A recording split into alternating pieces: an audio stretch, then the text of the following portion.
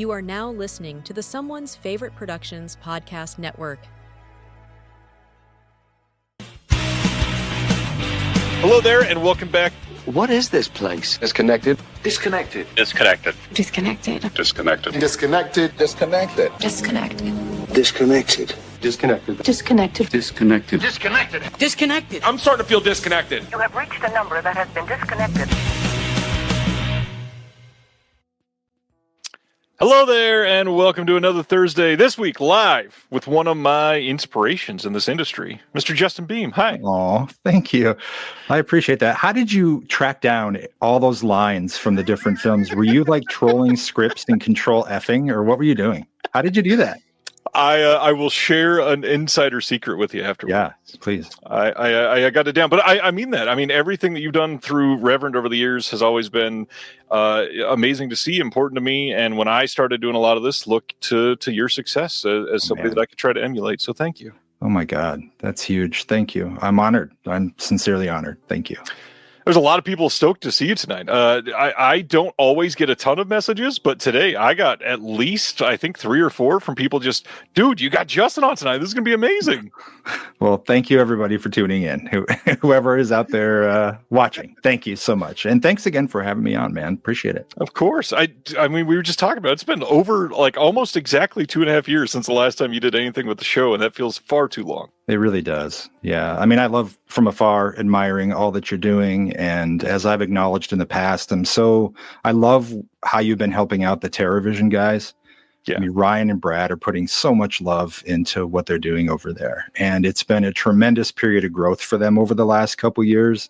I love your live streams with them. And it's this great kind of like polar opposites with Brad on one side of the screen and then Ryan on the other. And Brad's always like fired up and singing and stuff. And then Ryan's sitting over there like, grr. And then you're in the middle, kind of like threading the needle between the two of them. And you do a great job with that stuff. Or orchestrating them is it's tough sometimes. Well, but it's exciting for people. What people are getting out of all of that is really, it's like a real-time presentation of the birth of a label. It's not Ryan's record label's been around forever, and he just done a tremendous job with that. But you're seeing a video distribution company come together like before your eyes. And I think it's just so awesome.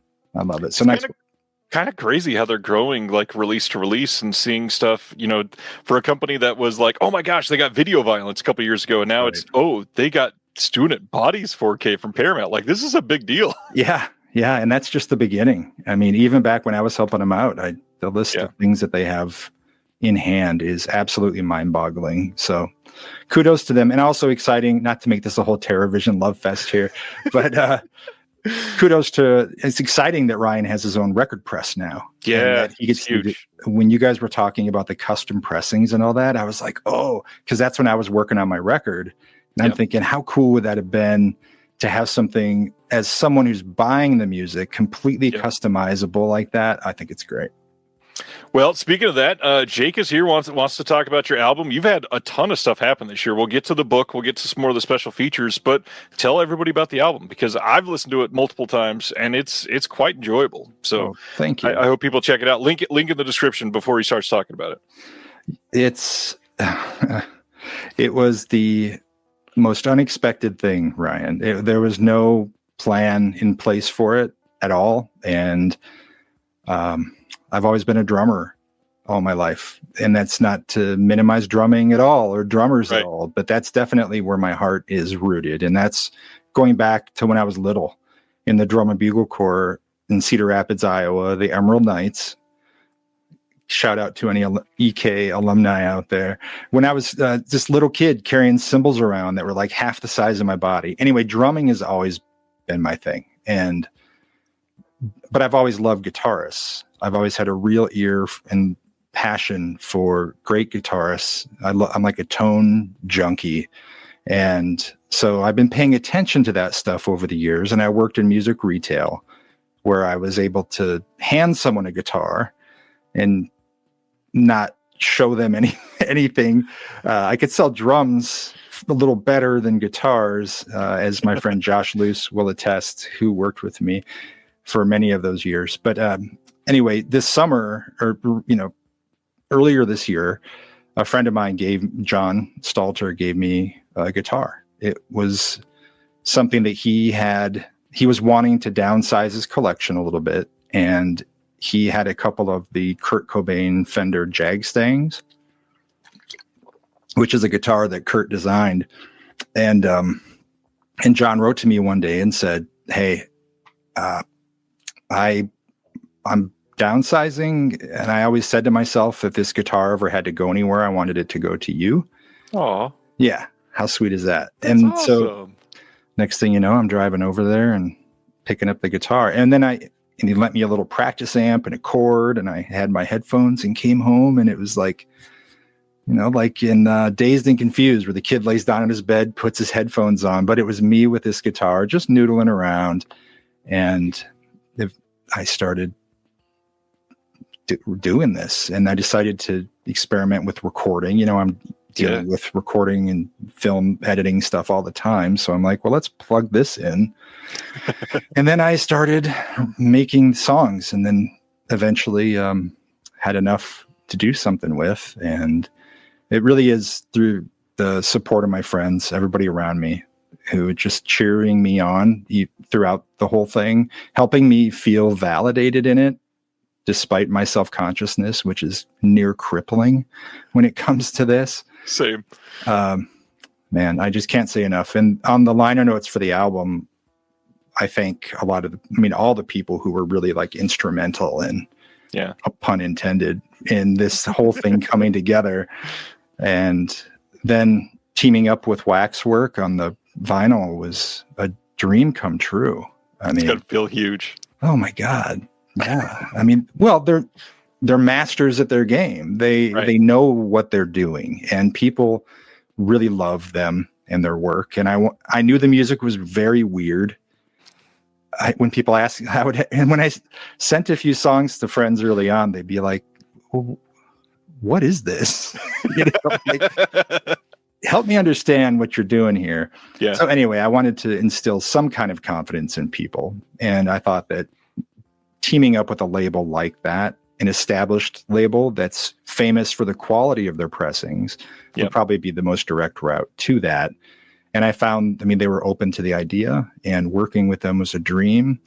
And at a time when everyone's vinyl's delayed, it seems like every new release, John 5's album came out the same day as mine, which is an insane thing to say. But what? But he's amazing, and shouldn't be playing with Motley Crue, by the way.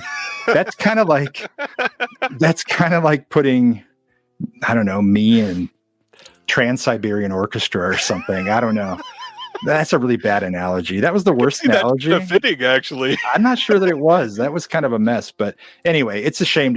He needs to be with Rob. He needs to be back with Rob Zombie, and that's the hill I'm going to die on here regarding John 5 today. But anyway, to the point, he announced his new album is delayed because of pressing stuff. And with Waxwork, they gave me an estimated delivery date of like October 8th. I had it a full month early. I was going to say, you beat that by a lot. A huge amount of time. And I'm like, do I sit on these? I'm like, no, anyone who pre-ordered was getting them right away. So as soon as the order came in, and it's still the case, if someone orders one of these from me, I'm literally taping up the box, putting the stuff in there, and then driving it to the post office. If not the same day, it'll be the next morning. It's kind of a process I've come to love, actually, because it's, I'm grateful. I'm really grateful. And I loved all the steps in getting it out there and into people's hands. So all of that, and he hasn't even said the name of the album, Phantom Lightkeeper. Check it out. Link is in the description below. He's terrible at self-promotion, just like me, but he deserves the kudos. Oh, thank you, man. Thank you. But on that note, that's not even all you've done this year. Tell everybody about the book, because that was out of nowhere. Yeah, that was crazy. So I've had this column with TV Guide's Remind magazine for a while. It's their entertainment nostalgia magazine. People might remember a couple years ago, I can't remember what year it was, maybe like 3-4 years ago or something, they brought me in as the guest editor of their October issue. And I turned it into this Halloween franchise, like love fest. and got a ton of great interviews, brought some fantastic writers into the fold on it. It turned out great. Every subscriber to the magazine hated it. And I was hearing from them on it. They're like, so some subscribers aren't real thrilled because it shows. I wish I had it sitting next to me. I'd planned better. The cover, this is a magazine that features like, I don't know, Eric Estrada on the cover every month. And it's all vintage TV and good time stuff. And then this issue shows up. The cover is just stark black with Michael Myers' mask front and center and almost no text. None of the usual. I'm pretty sure that a lot of the readers were just with pitchforks and torches, when they saw that. But anyway, the horror fans loved it. And we did a cool signing at Dark Delicacies, and it began a great relationship with them. And the next year I pitched a Munsters theme because Rob Zombie's Munsters was coming out. And so I talked to Rob about it. And he's like, yo, let's do something. And so we did new interviews and behind the scenes things on that. And then I was like, I love working with this team. Because I'm all about like working with people I care about. If I find a place where I feel safe and good and where I am morally compatible with the people I'm working with, I'm just like, I need to be here. I need to stay here. And that was the case with Remind. And so I pitched them an idea for a column every month that had nothing to do with what they're Scared the Paunch fans. Yeah. Right. What is he doing now? He does a parade. I think he does that Hollywood parade. Something like that. Yeah. Yeah. But anyway, I pitched them on a column about shuttered roadside attractions, amusement parks, those kind of like tourist trap places that are along the route when you're taking a vacation. But I wanted to focus on the ones that had come and gone from the past. Yeah. And so every month since then, I've been doing this column and loving it. The research is so fascinating. And I've discovered some of the weirdest, most wonderful people, weirdest places, wonderful people.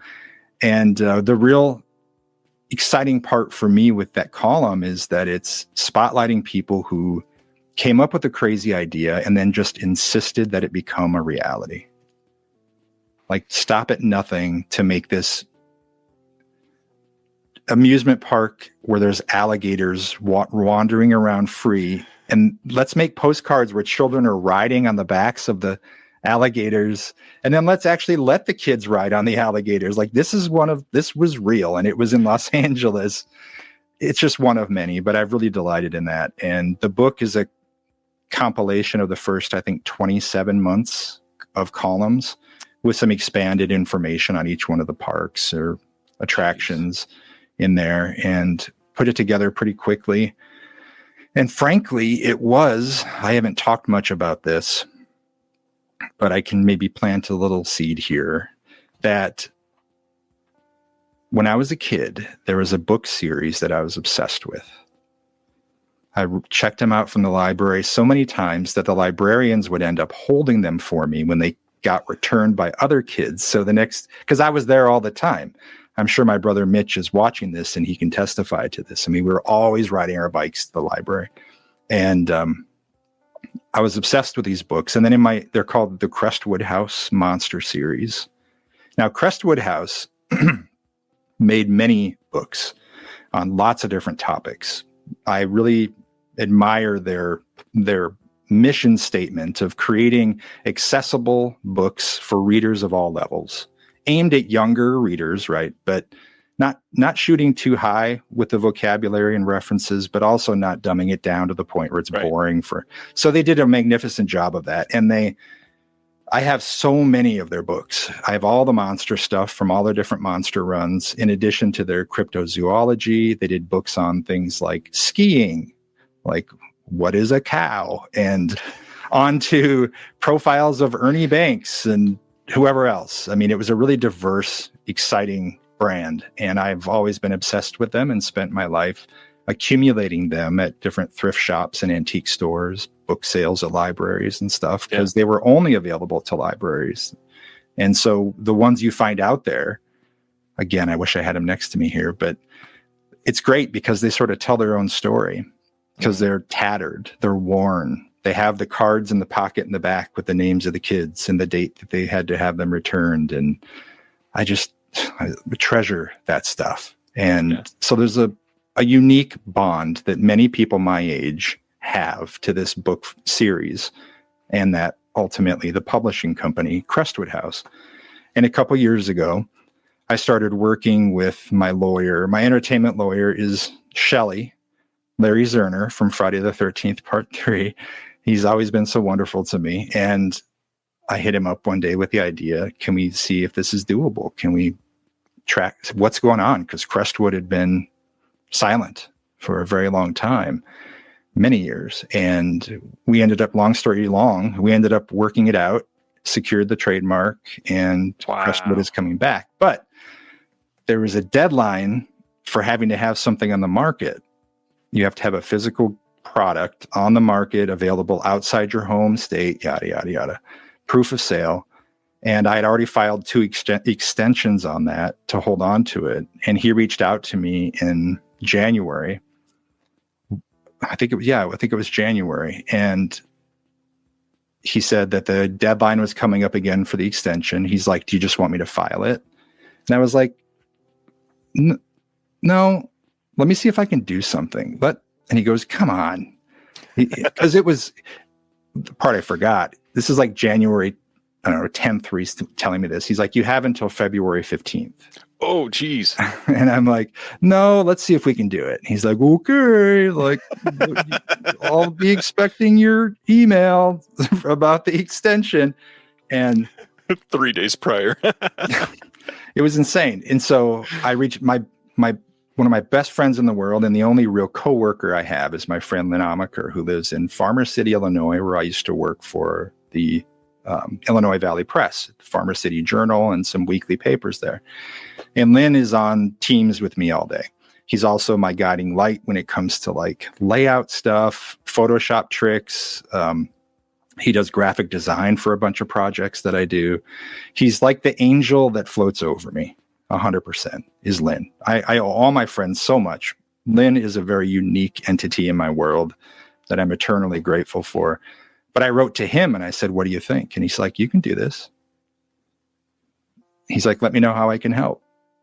And I had never laid out a book before. I had never any of this. And so with Lynn's guidance, with his help, I was able to get this thing delivered and done like 2 days, maybe it was 1 or 2 days prior to the deadline. And I sent Larry the email with a screenshot of the confirmation of the sale, like the first sales and the ISBN information and all that. And so the purpose of telling that whole story is that that book this year was to solidify for me the Crestwood House trademark in trade.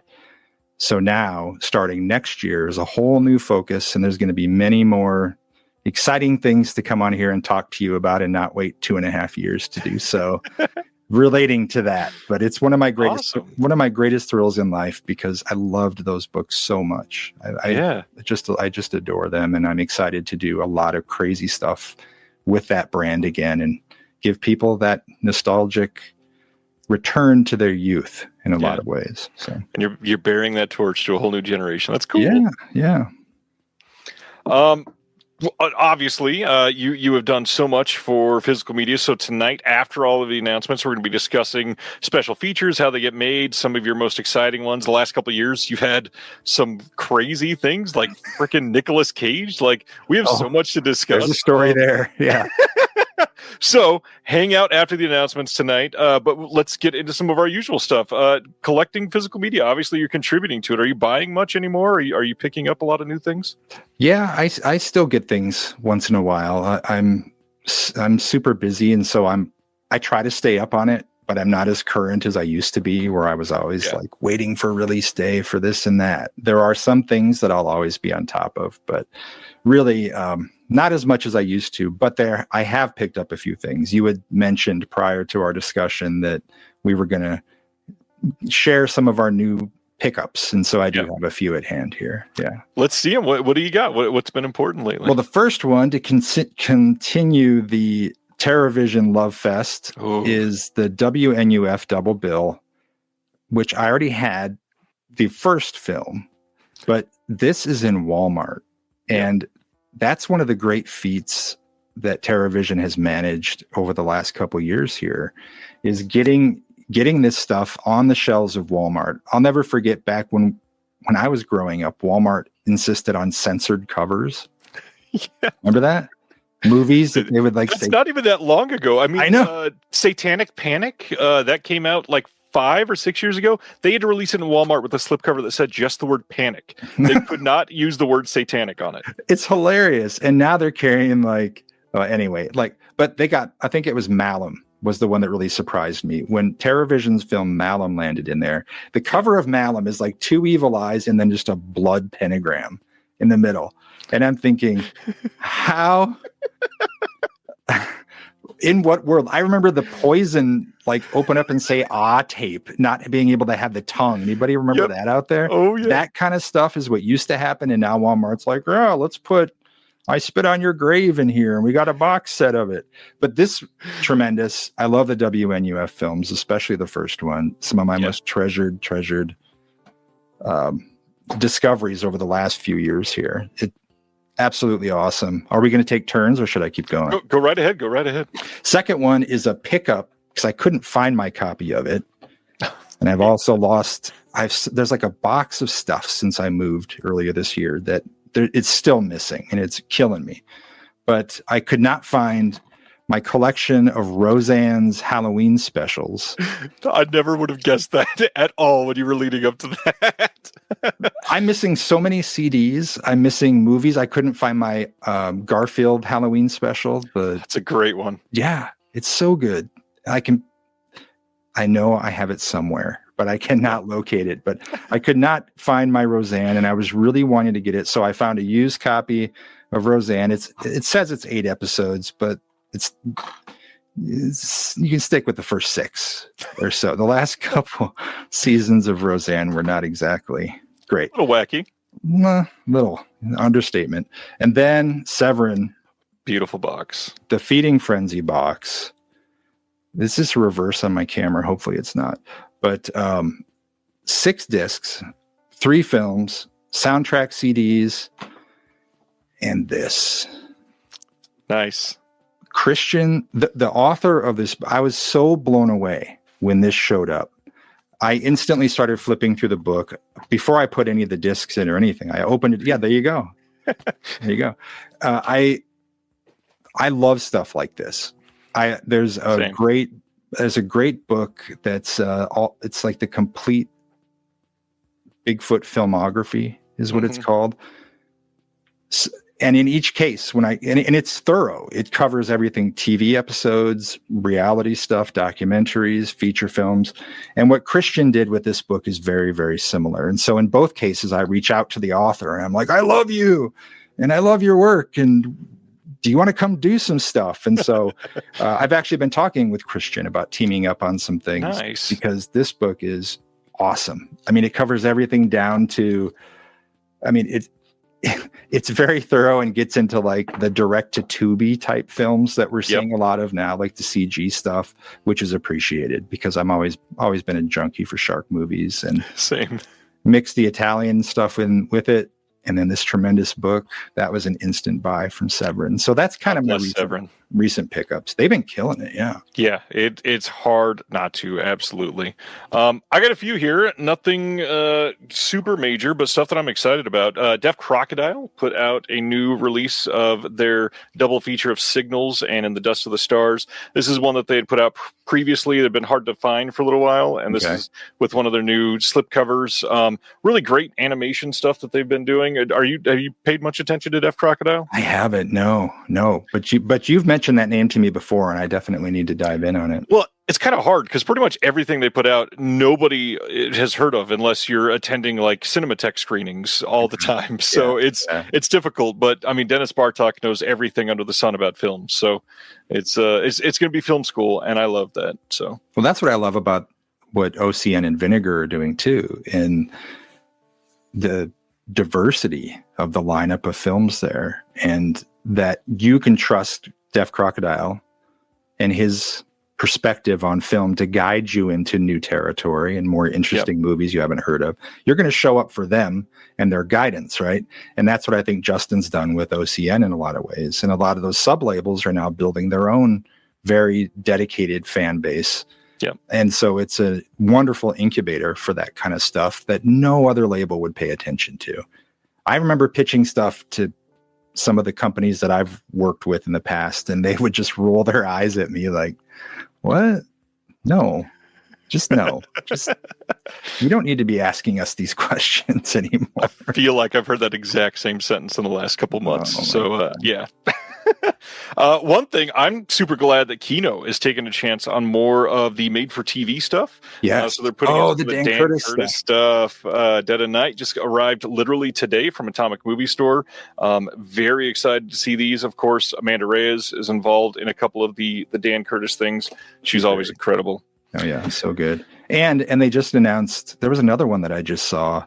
I don't know if it was just announced or maybe released, but there's 2 or 3 in that Dan Curtis series from them, and I want them all. Yeah, I definitely Shadows have them forever.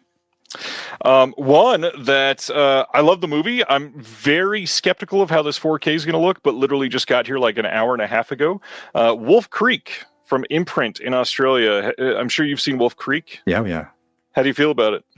I like the original. I haven't seen the sequels, but yeah. I've never seen the sequels either. I've always wanted. There's a TV show. I've never seen a second of the TV show. Yeah, literally. There's like a 3-season TV show.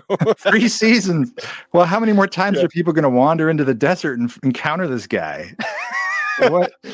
It's you not think like they'd learn by now? It's not even a camp with forest around it. It's just plains of Australia. Anyway, I'm sure it's great.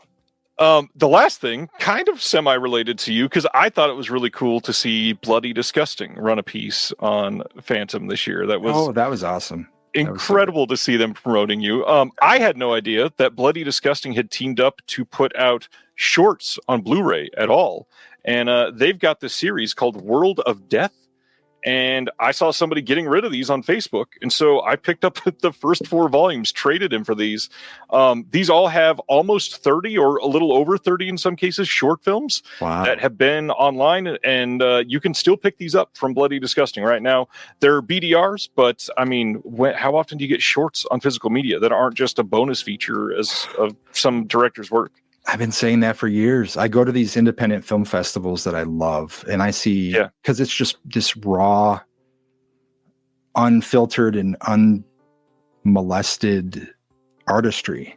When you're creating something out of your own pocket, and when you're I always compare these things to like the first album from a band. They are arriving in the studio with years of drive and just blood and sweat and whatever to get there. And that's something so pure that you cannot distill and that you cannot replicate and do again.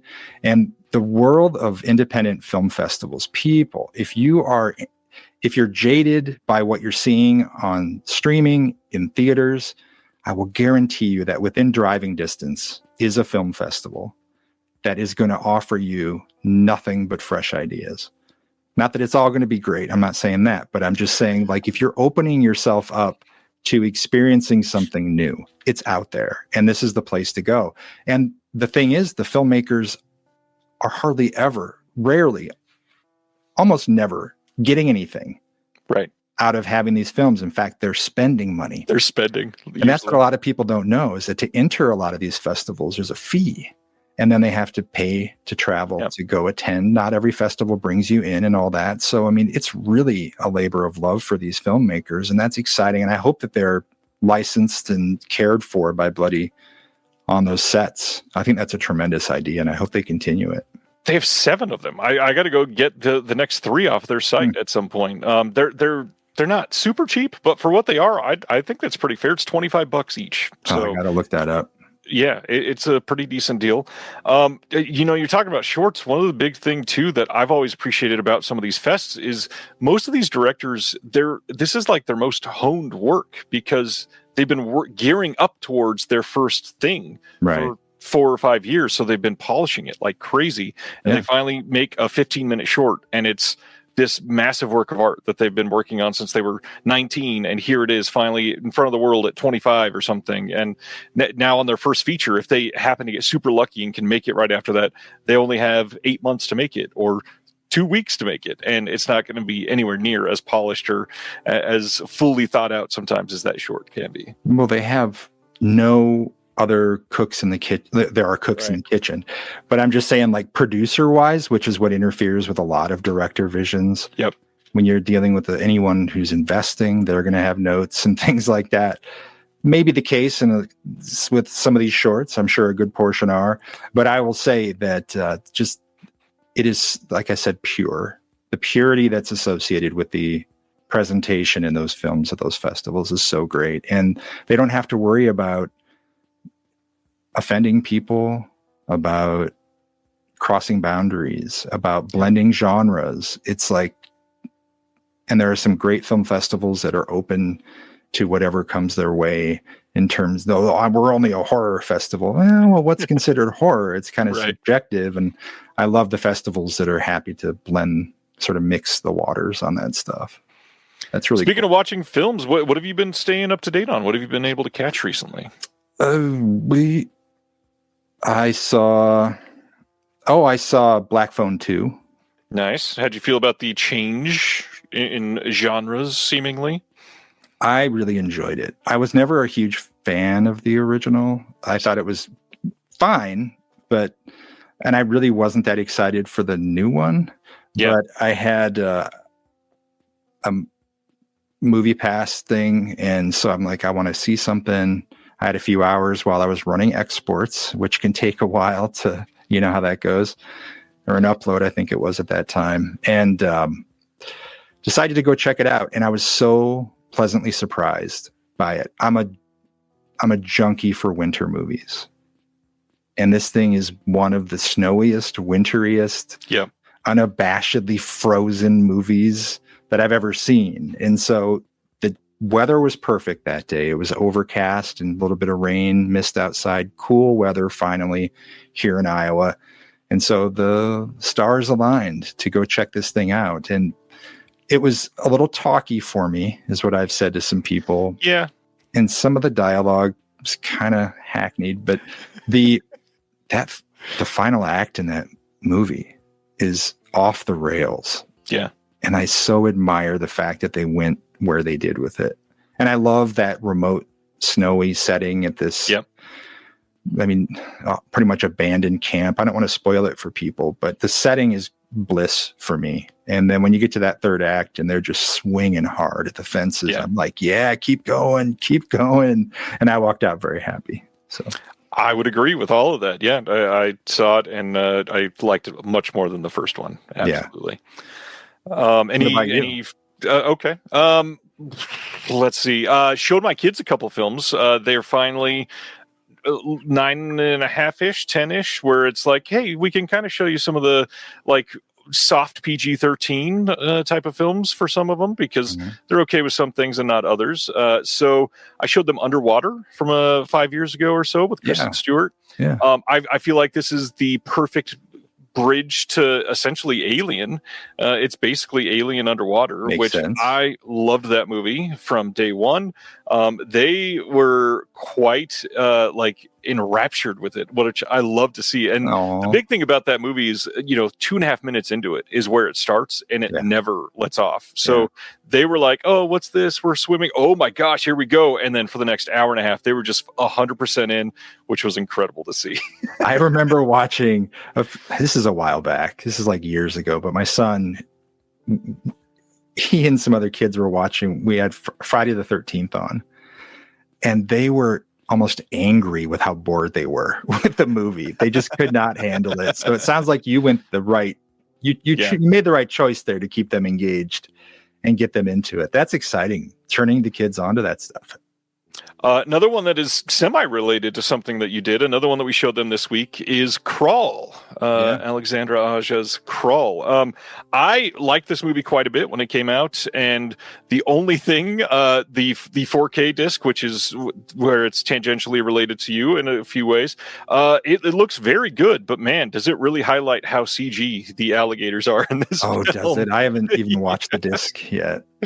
I mean, it's not terrible, but man, it's quite obvious in CG, which it helped. I mean, I'm showing young kids this Animal Attacks film, and this is the first one like that they've ever seen. So this is one that they were sort of taken with as well, because I mean, this is probably it's not even a super gory film, but there's one scene where the guy's arm gets removed, and they show a lot of that, and so.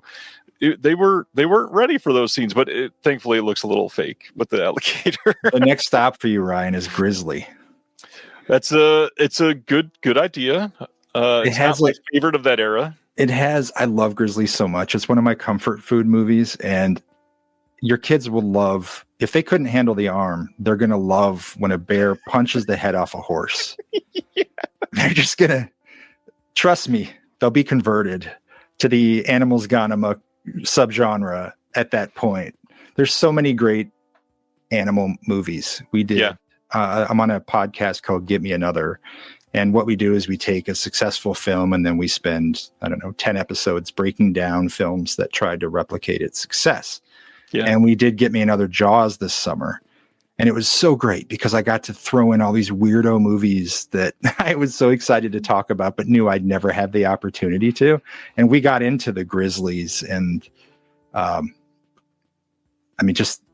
whole series was just a blast to do. So I'm a big fan of that subgenre. I love Grizzly. Grizzly 2 is not anywhere near the same. Okay.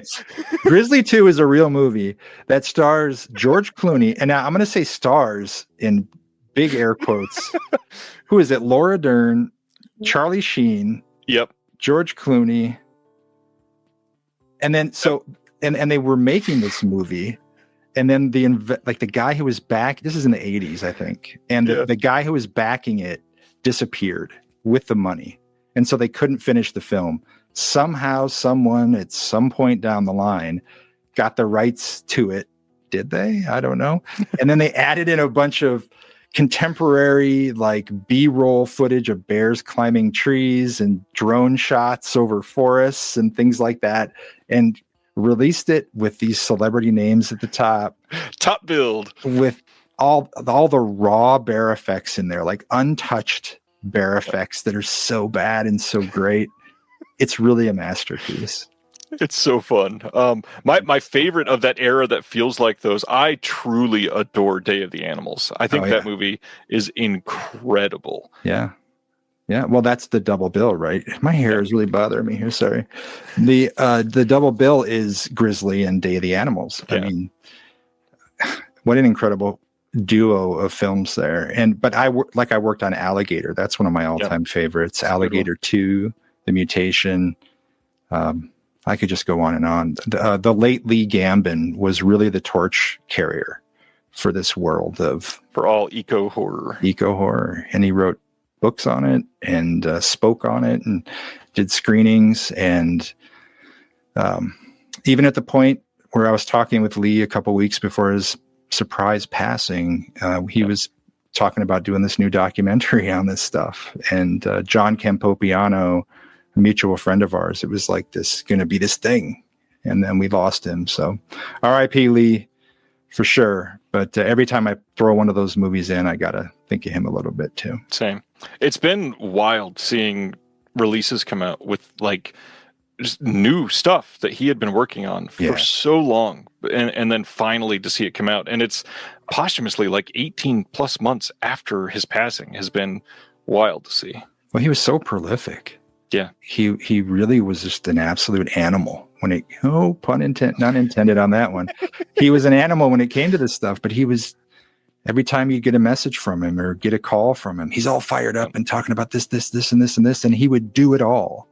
Yeah. So the thing that can be said about Lee is that he was one of us, for sure.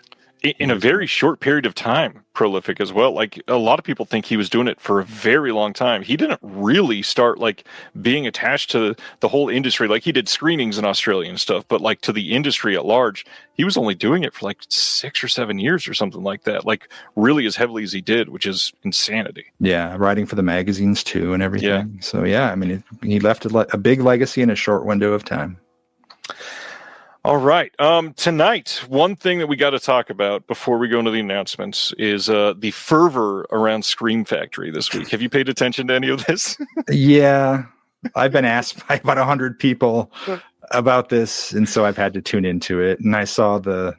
Go ahead. You probably have notes here that you want to run through. No, I mean, there's no notes. The big thing here is suddenly, right after their Shocktober sale, their website was showing prices that for many people were literally too good to be true. Like, liquidation sale prices, everything must go, holy hell, they're absolutely going out of the business. And immediately following the shock of it, somebody on the Blu-ray.com forums, which historically full of all of the correct information, no drama, and absolutely trustworthy anonymous commenting, somebody commented and said, yes, Scream Factory is exiting the physical media market. They will be gone within the next few months. Good luck with the sale, essentially, is what they said. Which is insanity. Scream Factory just spent like $2-digit million on this Golden Princess library. They have been investing in a lot of upcoming restorations. The last couple months, they've been announcing almost 20 releases a month. Sure, many of them are the same 4K discs in new packaging. However, they're selling like crazy. Anybody that is doing that to exit the sector would be one of the dumbest decisions ever made. You're just walking away from a shit ton of money. So on that front, any comments from you, Mr. Justin Beahm? I mean, it is the internet's habit to take the headline, and explode it into a million opinions. And I think that one person. There was the screenshot of the movie club or something, which I wasn't even aware Shout had.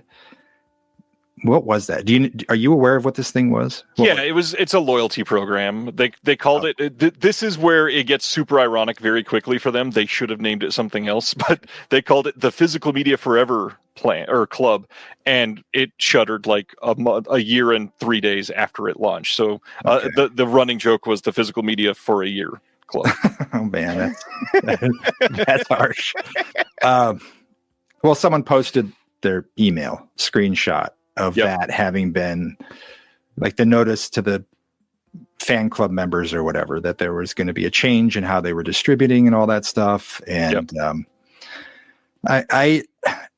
it's the big discussion in the whole industry right now is like, what's next? And meanwhile, everyone's looking around going, what is happening? Because it's like fires burning all around the industry that are kind of encroaching in various ways. And the physical media thing is a conversation I've been having since I started in this business. Back when I very first started doing this stuff. Physical media is dead. And now look at all these indie labels that are doing great and whatever else. Even Paramount ended up getting back on the train with Paramount Presents and these other things. So I think my read on it, and I have no inside information on this whatsoever. My read on it is that it may be a decision made internally to transition how they're distributing to those fan club people or pricing it, or I don't even know what that plan was. So I can't really speak to that, but I cannot imagine that they're going anywhere. And what I will say with conviction, because of personal experience, is that when I was working there, they were adamant that they were a physical media company. I would pitch things to them about, because they eventually got Shout TV underway, right, the Roku app and all that, and I'd be like, I have stuff from these interviews that we could put on Shout TV as like a bridge between the two, and we could advertise with the Blu-ray announcement, and there's extra content on Shout TV or something. And what I got back was, we're a physical media company. I mean, they were building Shout TV and obviously not shying away from their efforts there, but it was made very clear to me that that was not something that they really wanted to dance with. Right. So the whole time I was there, and granted it was a different lineup of people when I was working with them, Cliff and Jeff were evangelists for physical media. And they stood by their releases. They stood by their mission statement to do their best by all these titles the entire time that I was with them. And so I cannot imagine any company with that kind of framework being broken down to the point in such short order where they're just going to walk from physical media. So I say nay. I don't believe that it's the case. Well, and the other evidence, this is a dumb word to use about that, but the other evidence is that their umbrella corporation that owns Shout Factory now, or Shout Studios, it's not Shout Factory, right, has merged with FilmRise. They also acquired FilmRise. And for a lot of people, that means on the surface, oh, now they're only focusing on streaming, so they're gone. The joke here, though, is if you pay attention elsewhere, over the last 3 days, Groove or Gruv, I know a lot of people pronounce it either I've way. never known how to say it. I always think, is that Gruv? I always say Groove, but I don't know. Sounds like a disease. It is the storefront for SDS, Studio Distribution Services, which is servicing Universal, WB, and a bunch of these other smaller companies that is just, hey, we don't have a storefront. You take care of it for us. You're already distributing. It makes sense. You already got the product. Why would you send it to us to send to other people? So here we go. Shout Factory, God, I did it again. Shout Studios, they all of a sudden, the last 3 days, have more than 1,700 SKUs listed on Groove. So it appears that Groove is just going to be the one that carries them now. And all there's stuff that used to be Shout site exclusives that now say Groove exclusives on the Groove website. So it's pretty obvious. Like, they're cutting out the middleman. They don't want to pay for shipping twice. It's probably costing them a ton of money. Why pay for somebody to do customer service for you when you can just do it through Groove? The landscape has shifted. Yeah. For those of us who are dedicated to this cause, we cannot ignore the fact or pretend it's not happening that stores stocking this stuff are fewer and farther between. And it isn't a retail universe like we are used to, or like we can even reference in terms of success and how far a title travels after release or anything like that. And everyone's having to adjust.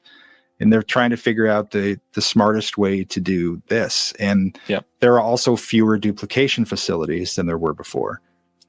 Now, I will say, again, from personal experience, back when I was working with the Halloween stuff, I wanted to do a 45 one year of the Halloween theme and Laurie's theme on a collectible 45 kind of a thing. And at that point, there were almost no vinyl presses that I could find. And I was talking to this company, Rainbow Records, that used to do custom presses. And they were down to do it, but we didn't end up doing the record. But within a couple of years, they were gone. And now that's hence Ryan at TerraVision picking up his own press. He's like, I can't wait for these people to do this. And I need to make sure the quality is where it needs to be. And so, but now there's more presses than there were 10 years ago. 15 years, whenever that was, I was doing the Halloween stuff. So never say never about any of this. And even though there are fewer places doing the duplication on the Blu-rays and things like that, at this moment, you never know what might come down the road. And I think everyone is wise, especially as we're likely heading into some kind of depression here, the country. They need to be planning ahead. Right. And figuring out the wisest way to deal with this stuff financially so they can keep releasing stuff, so they can keep feeding the audience the titles and the kind of stuff that they're really hungry for, because the appetite's not going anywhere. It's just a matter of supply and demand. And so I don't know. That's my piece on it. I wish them the best. Shout changed my life. That company. In lots of ways. They really did. They really did. I mean, Fangoria changed my life. And then that led to Trancas, changed my life. Led to Shout, changed my life again. And if it wouldn't have been for Cliff and Jeff walking up to me at Horror Hound in Indianapolis. I think it was the show where Jamie Lee Curtis did her one convention appearance. And she was lovely to everybody and stayed way late to make sure everybody got attention and all that. Anyway, I was standing in the lobby talking with Joel Robinson, and up walked these two guys. And all I had produced at that point was Halloween 4 and 5, the commentaries on those, because Anchor Bay wanted no special features. And I'm like, no, we need to do this the right way. Yeah. And they also wanted to change the cover art and the font for the logos and stuff. It's hilarious what they wanted to do with that stuff. I hope someday I can show the battles that I fought on the Halloween 4 and 5 Blu-rays. And I tried to even bring Joel in for some art that didn't work. And anyway, Cliff and Jeff walk up and they go, hey, we love your Halloween 4 and 5 stuff. Would you like to do more of that? And I'm like, yes, I would. That would be great. And they hold up this sheet. They're like, well, we have a few titles that are in queue. Do any of these look like we're launching this thing called Scream Factory? But outside of the horror stuff, what else? Is there anything? And Tank Girl was on that list. And I was like, you have no clue. At the time, I was talking with Rachel, the director of Tank Girl, about a book on it. And anyway, it's just like stars aligned for sure. And from there, it was off to the races. And it's never been the same for me since. So I owe them so much. And I wish them the best. If this is a troubling time for Shout, which I hope it isn't, then I certainly hope they survive and keep on doing what they're doing, because anyone who's in this fight is doing it for the right reasons, I think. Yeah. Well, and the hard part is Cliff and Jeff, who's already come up multiple times during this, are no longer with Shout. Of course, Cliff is with Arrow, bringing with him a bunch of incredible acquisitions. Arrow's been killing it, and Jeff is making really interesting music. His songs, I every time he releases a new one, I'm like, I love it, man. It's so great. And who would have thought? Who would have thought that Jeff would be, oh man, I'm so happy for him. Because he seems so happy doing it. Yeah. You just feel the joy in him in doing that. So what a great twist in the Jeff Nelson saga for him to end up doing like disco singles and stuff. Amazing. Well, we're about to start the announcements, but before we do, there's one more thing that I got to ask about, because you just brought up Fangoria. Since the last time you were on here, the whole Paramount Scares thing has happened. It's been public, and they put out 2 of the box sets. Right. And you got to do all kinds of stuff to curate what was in that first thing and do your own like Fangoria release. I mean, what? That's amazing. That credit 100% goes to Todd inside Paramount Marketing, who is a huge horror fan. Yeah. And when I first started working with Paramount, I really felt I was pretty certain that I was going to feel like just a number on a spreadsheet. It was the exact opposite. The team that I had was incredible. People, I'm in touch with all of them to this day. But Todd and I formed a real fast bond, because he is such a horror nut. And Paramount isn't famous for being real celebratory about their horror. If you think about the legacy of the Friday films and how they did those DVDs with the cover art with like the wrong mask and those were the worst. It's like they were just, okay, we know we can make money off this. Yep. But we don't want to admit that this is really what kind of kept us alive for a long time. Yep. Right? It's a big part of their legacy. So to find this Todd inside Marketing as such a devout lover of horror was a great joy. And he and I have, it was a quick bond and then a great partnership throughout that with me and Todd and the executives in there. And so that was their baby. The whole Paramount Scream stuff, I was just sort of a cog in the wheel on it, really, for the most part. I had originally intended to be a lot more involved than I ended up being, but due to scheduling and other stuff, it just wasn't destined to be. But the Fangoria thing came around, and because of my history with the magazine, I think, ended up getting to be the guest editor for that special issue that was inside that first box set, which is a tremendous thrill. And I have it in a bagged and boarded, tucked away safely outside the confines of the box, so I can pull it out and look at it anytime. It was a real honor. But I mean, even that was, I have to say, it was like an honorary thing for the most part. I can take no credit for the majesty of that magazine or that box, because the Fangoria team killed it with that, with a combination of new and vintage articles that were in there. And then the box set itself, I mean, the marketing crew was so into the tchotchkes, the pins, the patches and stickers and all that. And it's so beautiful sitting on your shelf, the slip covers that were unique to those editions. And I think probably my biggest contribution is probably the most reviled, which is in volume 2. When people saw the lineup of films in volume 2, everybody was excited for Friday 2, because Friday the 13th Part 2 was in that box on 4K for the first time. And the only way you could get it at the time. But also they put Breakdown in there. Which we get to talk about tonight, too. Which we get to talk about more. But boy, were people it's angry. Not horror. Yeah. You think people were angry about Jason's mask? I mean, you get Kurt Russell in a horror box. They're not. Well, actually, that's Kurt rules, and the thing is great. And Big Trouble's a total masterpiece. But maybe you can ask about it later. If we're going to get into Breakdown, stop me now. Here's your chance. We will in a little bit. Okay, we'll talk more about Breakdown and Kurt Russell in a minute, people. I mean, I'm sure you can't just announce it. Are they planning on continuing? Because I know a lot of people are like, when are we getting Paramount Scares 3 this year? I really don't know. I mean, a confession on the Paramount front is that things have really changed with them too. Yeah. The Skydance acquisition really shifted a lot of pieces. And of course, I'm not on the inside for anything, so I don't have answers for anything. Yeah. But the last active project I did with Paramount was the one I'm proudest of, which is Bringing Out the Dead. And that is, if there was a way to go, it was that one. Because, good one. And we can talk more about that later. But yeah. So, I mean, they aren't really pushing these things. I don't want to put words in their mouth. But it's definitely a different scenario in there now that the Skydance situation has happened. And in terms of my relationship with them, I'm still friends with all of them. Todd and I message all the time, and I sent him the album and whatever. I love them all dearly.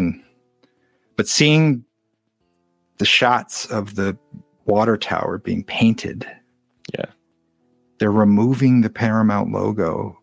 It's weird. It's heartbreaking, man. Yeah.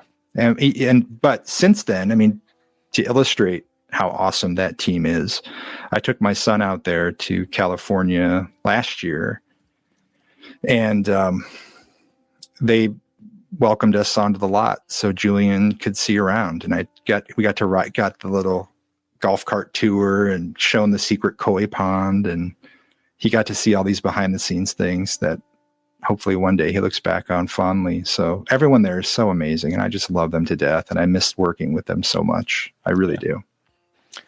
Well, on that note, we'll talk more about working with them after. Let's get into some of these announcements, because I'm so eager to hear you talk about some of these. We already talked about Black Phone 2, so we won't cover this too much, but of course they're doing a 4K Steelbook for this. You can get this everywhere. They're claiming it's a Walmart exclusive, but a reminder that one of the other Walmart exclusives from them recently also showed up elsewhere, so the exclusive word might not mean what it used to mean, so we'll see. Decent film. We both liked it. Check it out if you're into it. That's going to enter my winter rotation for sure.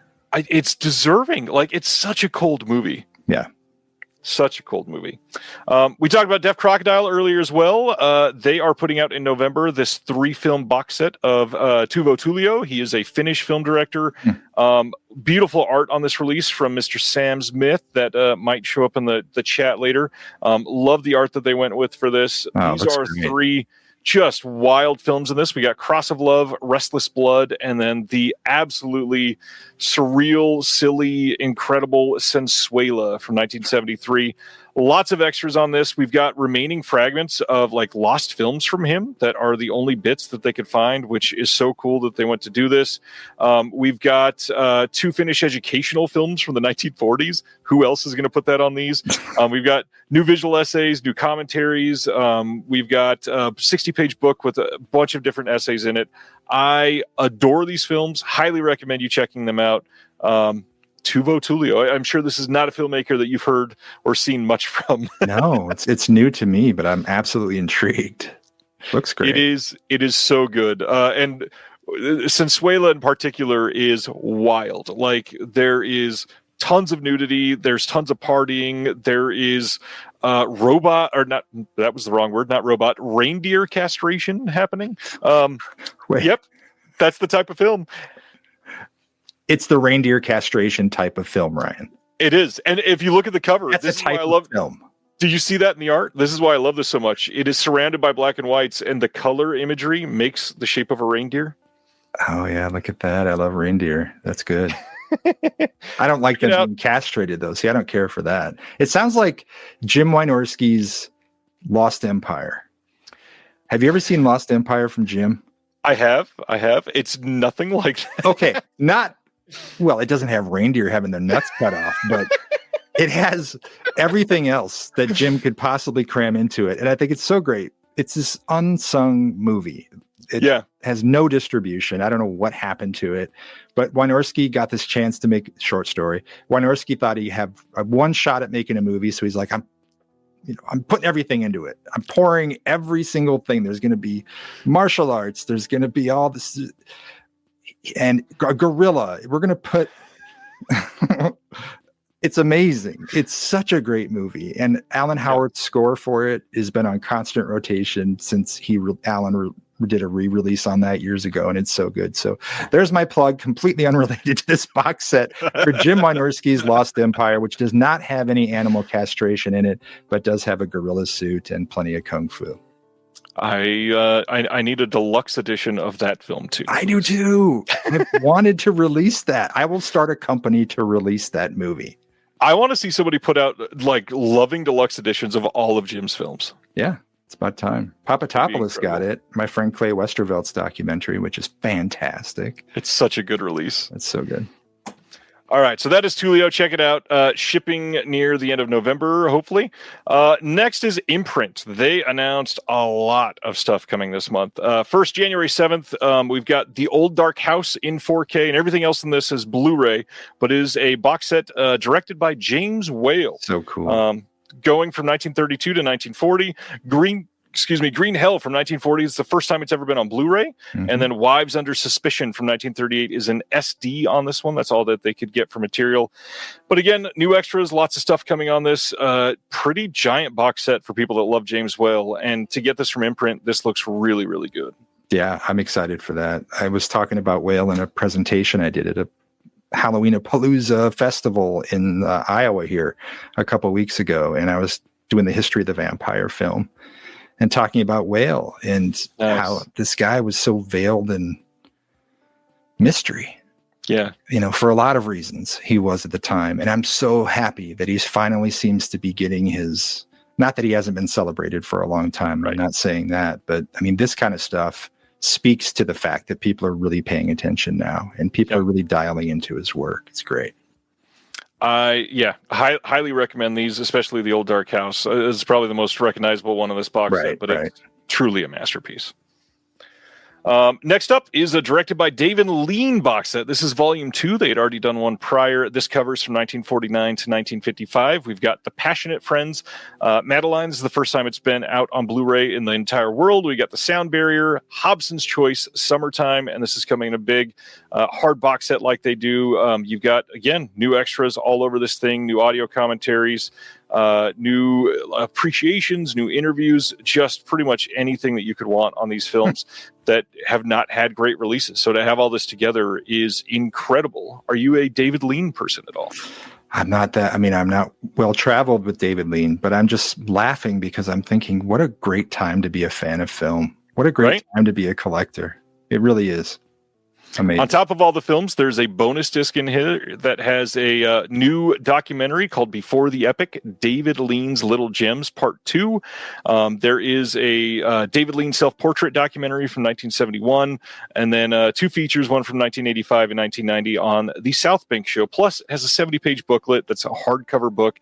Like, this is crazy. There's so much in this. It is remarkable. They are so exhaustive with their box sets. It's almost overwhelming. Like the folk horror box, I'm still going through it. I'm still working my way through it. That was them, right? Nope, that was Severin. Oh, Severin. I'm sorry. Okay. All right. My bad. If it's an exhaustive box set, it was probably Severin. Okay. There Severin. we go. All right. But, I mean, Imprint has done a lot of box sets over the last couple of years. The big thing, I don't know if you've picked up any of them, but the Tales of Adventure box sets, I think they've done like 9 of them now. And each one has, I think, at least 4 films, and some of them have 5 or 6. And they're just the old adventure films that are crazy. Love it. Yeah. Too many. Next from Imprint is Alfred Hitchcock, The Early Years, Volume 2. This covers 1936 to 1940 and has Sabotage, Young and Innocent, The Lady Vanishes, Foreign Correspondent, and then Waltzes from Vienna from 1934 is an SD only, but it is on Blu-ray. And good looking stuff to go with that first box set that they did. Again, exhaustive special features, new commentaries, new appreciations, pretty much anything that you would want for these titles as well. And for Hitchcock fans, Imprint has been given a lot for you to appreciate lately, that's for sure. It's nice that they aren't just relegated to those public domain. Yeah. That are the same transfers shuffled through multiple box sets and cheapy little bargain bin releases. It's great to see this happen. Yeah, it is pretty impressive. I adore it. Brian says, don't worry about Waltz being an SD. It sucks at any resolution. It was pretty good. That's funny. Next up is TerrorVision again, the Basement Horror Anthology. So this is from 1989. This had originally come out from Camp Motion Pictures, and this little hint in one of their paragraphs here says that they are working with Camp Motion Pictures to bring the Onslaught film to HD for the very first time, and more coming from Camp Motion Pictures, eventually from TerrorVision. The Basement Horror Anthology, is this one that you've ever seen? I haven't. Nope. But the camp stuff I have so much of. Yeah. Beauty Queen Butcher was shot here in Iowa. Yeah. That was Camp Motion Pictures. This is a crazy release because I believe, and for TerrorVision, this is saying a lot. I believe this is the most robust release they've ever put out. All of these bonus features would take me like the next 4 minutes to go through. New interviews with all kinds of people, multiple new commentaries, multiple short films. There are multiple like old TV spots. There are like Meadowland Showcase, the Halloween Takeover from 1989, a couple other Meadowland Showcase, Horror Host TV pilots, FBI Guys episode. And then of course, after all of that, they also have a CD of the soundtrack on this. Like, this is an absolutely astonishing release of The Basement, which the previous release of this was pretty terrible looking. And now this is going to be the best release this is ever going to get. I remember the videotape release that they did of that kind of floating around. I remember it was always an Amoeba. They always had it on the end cap, almost like, somebody buy this, please. It's great to see this get this kind of love. I mean, any movie. And I think that they take pride in that. I know you work closely with them, but it's almost like the more obscure, like we're going to show the critics. We're going to cram this thing so full. I love it. Well, and you worked with them as well. What are some of the titles that you worked on when you were with TerrorVision for a while? It was the first run of them. See, I should have been prepared to pull this stuff up. But I was doing Copperhead, Captives. I can't even remember them all. But I was we did Hollowgate. That was the one that I was probably had the most fun with. I've loved that movie all my life, and I still have my original videotape that I got from a video store when they went under, and I just love that movie. And it ended up being, I don't think we ever really talked about it, but it ended up being the director Ray's final interview. Yeah, his like maybe first and final. He was so excited to be a part of that. And Yeah. his wife reached out to me a few weeks, maybe a month after it went down. And she just said that it was the greatest joy for him to have a chance to see this movie get some love.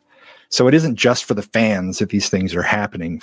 It's also for the filmmakers, for the people who were a part of these things, that in like Ray's case, it's a bullet point on his history. Yeah. You know, he went on to do other things and he never really became the filmmaker that he wanted to be. And so to have it celebrated, especially at that time, was just so special. But I was cutting trailers for TerrorVision and we were doing all sorts of stuff in the beginning. It was tremendously exciting. And how aggressive Brad and Ryan were about like, we got so much great stuff here. We really want to crank this out. It's been great to see them this rise over the last year here, especially. Yeah, I agree. Next up, we've got an anime release. January 12th, we're getting a Blu-ray of Assassination Classroom, the complete series from 2013 to 2016. I'm not huge on anime. Have you seen much anime? Are you into it? No, I haven't really seen too much, no. I have heard this is not very good, so I won't spend much time on this. However, check it out from Crunchyroll if you're into it. I remember seeing the cover art for this and the smiley face thing everywhere for a little while, so I know at least many people were into it. Okay, good. Next, one that I've never seen, and I think this is one of the most divisive announcements I put out this week. Like, half the people are like, this is a pile of shit, and the other half are, this is an underrated masterpiece. That's what you I don't want. know what to believe. Exactly. It gets people talking. You don't want the gray area. November 10th, Blu-ray in the UK from Screenbound is the Libertine from 2004, starring Johnny Depp and John Malkovich. I gotta be honest, I don't think I'd even heard of this one. Yeah, it passed me by as well. Another one. There's a making of doc, some deleted scenes, and a director's commentary on this. And as far as I can tell, this has never had a US Blu-ray, so this will likely be the first English-friendly Blu-ray that you can pick up for this one. Wow. Screenbound kind of doing a lot of stuff lately, so it's nice to see. Good stuff. Next, another UK company, Dazzler Media, choosing Mary and George to put out on 4K on December 1st. They have been making some interesting choices on what to put on 4K lately. I'm glad that they have confidence in this one, but not one I ever expected on 4K. I know Julianne Moore was the big selling point for this, but I never checked this one out. Did you see this? No, is that why she's the only one with her whole face visible on the front cover? I believe so. That was likely in her contract. Yeah, right. Yeah, have not seen this one. Curious at the very least. Yeah, well, she's great. She's next one. Great. She's always incredible. Yeah. This one I'm very excited to check out. I've been checking out some more of these smaller documentaries lately, and November 18th, Music Box is putting out a Blu-ray of Secret Mall Apartment from last year. This is about 8 Rhode Island artists who created a secret apartment inside the busy Providence Place Mall and lived there for 4 years, filming everything during their journey.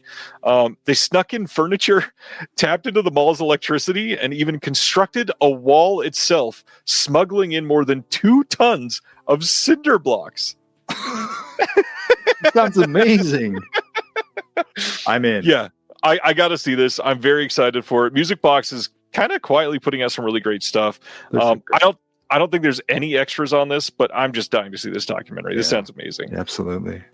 Especially after this year's Roof Man. Did you see that with Channing Tatum? No. See, you're so up on things. I'm here with blinders on, editing and shooting all the time, and I rely on you. I rely on you and your posts to help me understand anything about the outside world. I'm like a hibernating bear that's perpetually down in my cave.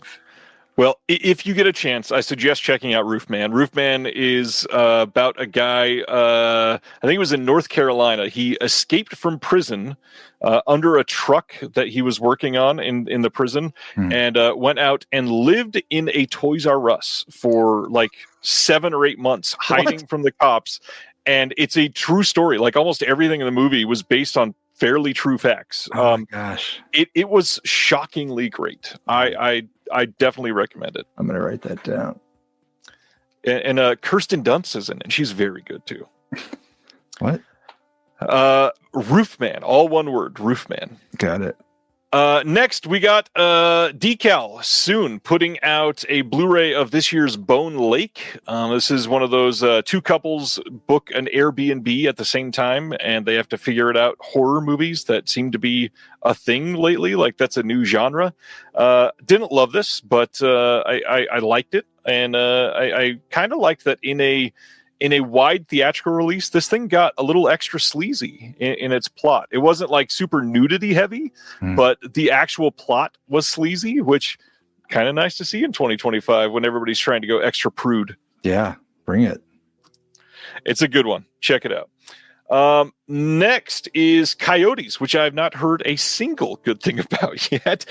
This is coming on Blu-ray on November 25th from Decal as well. This is starring Justin Long and literally about some people trapped in their house and it gets overran by coyotes. And the CGI is supposedly just some of the worst that have come out this year. Kind of curious to see this because Justin Long is like one of the best final guys in horror right now, and not even right now, for the last 20 years. And I don't know, it sounds fun, and I'm supposedly it's real bad. All right, well that makes me want to see it more, honestly. So honestly, same. Another person that works in this industry that I appreciate a lot is Mr. Daniel Kramer, and you can now check out his newest book, which is Adventures in Auteurism, a crusade for the critically neglected. This has a long table of contents of directors that he is covering that have never gotten not even just like enough love, but in many of the cases, no love. These are directors that have been overlooked in almost every single way, and he worked on this for quite some time. Love the cover art here from Scott Saslow. Yeah. I think it is very eye-catching. This is definitely one I'm going to be reading here soon. You can pick this up from the publisher, but also currently available from Amazon. And Daniel is a brilliant mind. Very curious to see how this turns out for everybody. I know this is probably a hard sell because if you are walking into this, you're not going, oh, I love that director, because the whole point of this is that you probably have not seen or heard of the director's name in much of anything. Yeah. So kind of very, very, very curious to see how this goes over with fans of film. I'm so glad he did this. Daniel's great. Yeah. He also mentioned this week he's working on another book already and another documentary that's supposed to be coming out this year, which is just insanity. Hustle Good job, it. Daniel. Hustle it. Yeah. Check this one out, everybody. Highly recommend checking out his reading. Mondo Macabro is having their Halloween sale here soon, and they are releasing 5 titles as part of it. We're going to be talking about 2 of them tonight and 3 of them next week, and these are all going to be on sale 1 week from today. October 30th is when the sale starts. This is going up at 9 a.m. Pacific, 12 noon Eastern next Thursday. The first title here is a 4K release of The Devil's Nightmare. They had put this out previously, and the Blu-ray for this looked pretty poor. I think Mondo Macabro would be one of the first ones to say that. It is not one that looked great in HD, but it also wasn't a scan from the OCN, and this one is. So this is going to look leaps and bounds better than the previous release. Brand new 4K scan of the OCN, but on top of that, they're going above and beyond to make it a better release. We've got new interviews here with the star Erica Blanc and the director. We've got a visual essay here by Christoph Beer. There's all kinds of stuff in this that look great and really make it worth upgrading, even if you had the old Blu-ray. I love Mondo Macabro. Are they a company that you've been deep into ever? I became obsessed with them many years ago. Nice. And the movie that really did it for me was Lady Terminator. It's so good. And every time they make these, and I'm so glad they're still around, and I'm so glad that they're continuing to, they're upscaling this stuff. Great, not upscale, but they're, the fact that they're giving new love to these and putting them in proper packages with new special features, because a lot of their stuff just was languishing on DVD for so long. And there was this list of titles that I'm like, but at the top of it every time. And every time I see their name pop up and they're making some announcement, I'm like, it's got to be Lady T. Give Lady Terminator a 4K release. Even Blu-ray would make me so happy. But they are the only ones who would do that. And I was so obsessed with Lady Terminator after discovering it. My friend Jake got a copy of it. And we used to do movie nights over at his old place where he had like a movie room. And he's like, you got to see this. Put it in. blew my mind. I talk about it all the time on like panels and stuff. Love that movie. And then I tracked down Barbara Ann Constable, the gal who plays Lady Terminator in the film, and interviewed her for Fangoria years ago. And she was so surprised when I called. She's like, is that out? Is that on video? And I'm like, yeah, it's on DVD. She's like, I didn't think anybody. It was a great conversation in the end, and really wonderful issue of Fango that was in. But one of my proudest and most excited moments was getting Barbara Ann on the phone and talking about that, all because of Mondo. And Mondo is the only one who would touch a lot of what they have in their catalog, and I just adore them. Brian shares the saddening news. He says, my understanding is there are no elements for Lady Terminator, just that one print. However, they have seemed to have said that they are hitting multiple roadblocks. So it seems like they're trying to get there. I'm not sure if there's ever a way to get there, but I'll share the same hope that every time they start announcing stuff, I'm dying for an upgrade to that. Yeah, absolutely. Cannot wait. And go Mondo. Yes. God, Mondo Macabro is always incredible. Next, we were talking about Dan Curtis before, and we got some details on the newest one. This is coming on December 9th. This is going to be number 42 in the Kino cult line, and it is Dan Curtis's Gothic Tales from 1973 to 74. We've got introductions here by Jeff Thompson. We've got audio commentaries by David Del Valle, Anthony Slide, and then the Turn of the Screw promotional short featuring interviews with Dan Curtis and Lynn Redgrave. I love that they're putting this work into these. Yeah. And I love that they're making them consistent even visually, that it's creating a collection corner for people who love this stuff. And that Dan Curtis's films are finally getting, I mean, everyone knows him for The Other Thing. Yeah. There's all this too. And I think it's just awesome that Kino is giving these the love and bringing on like David Del Valle's always so great. Yeah.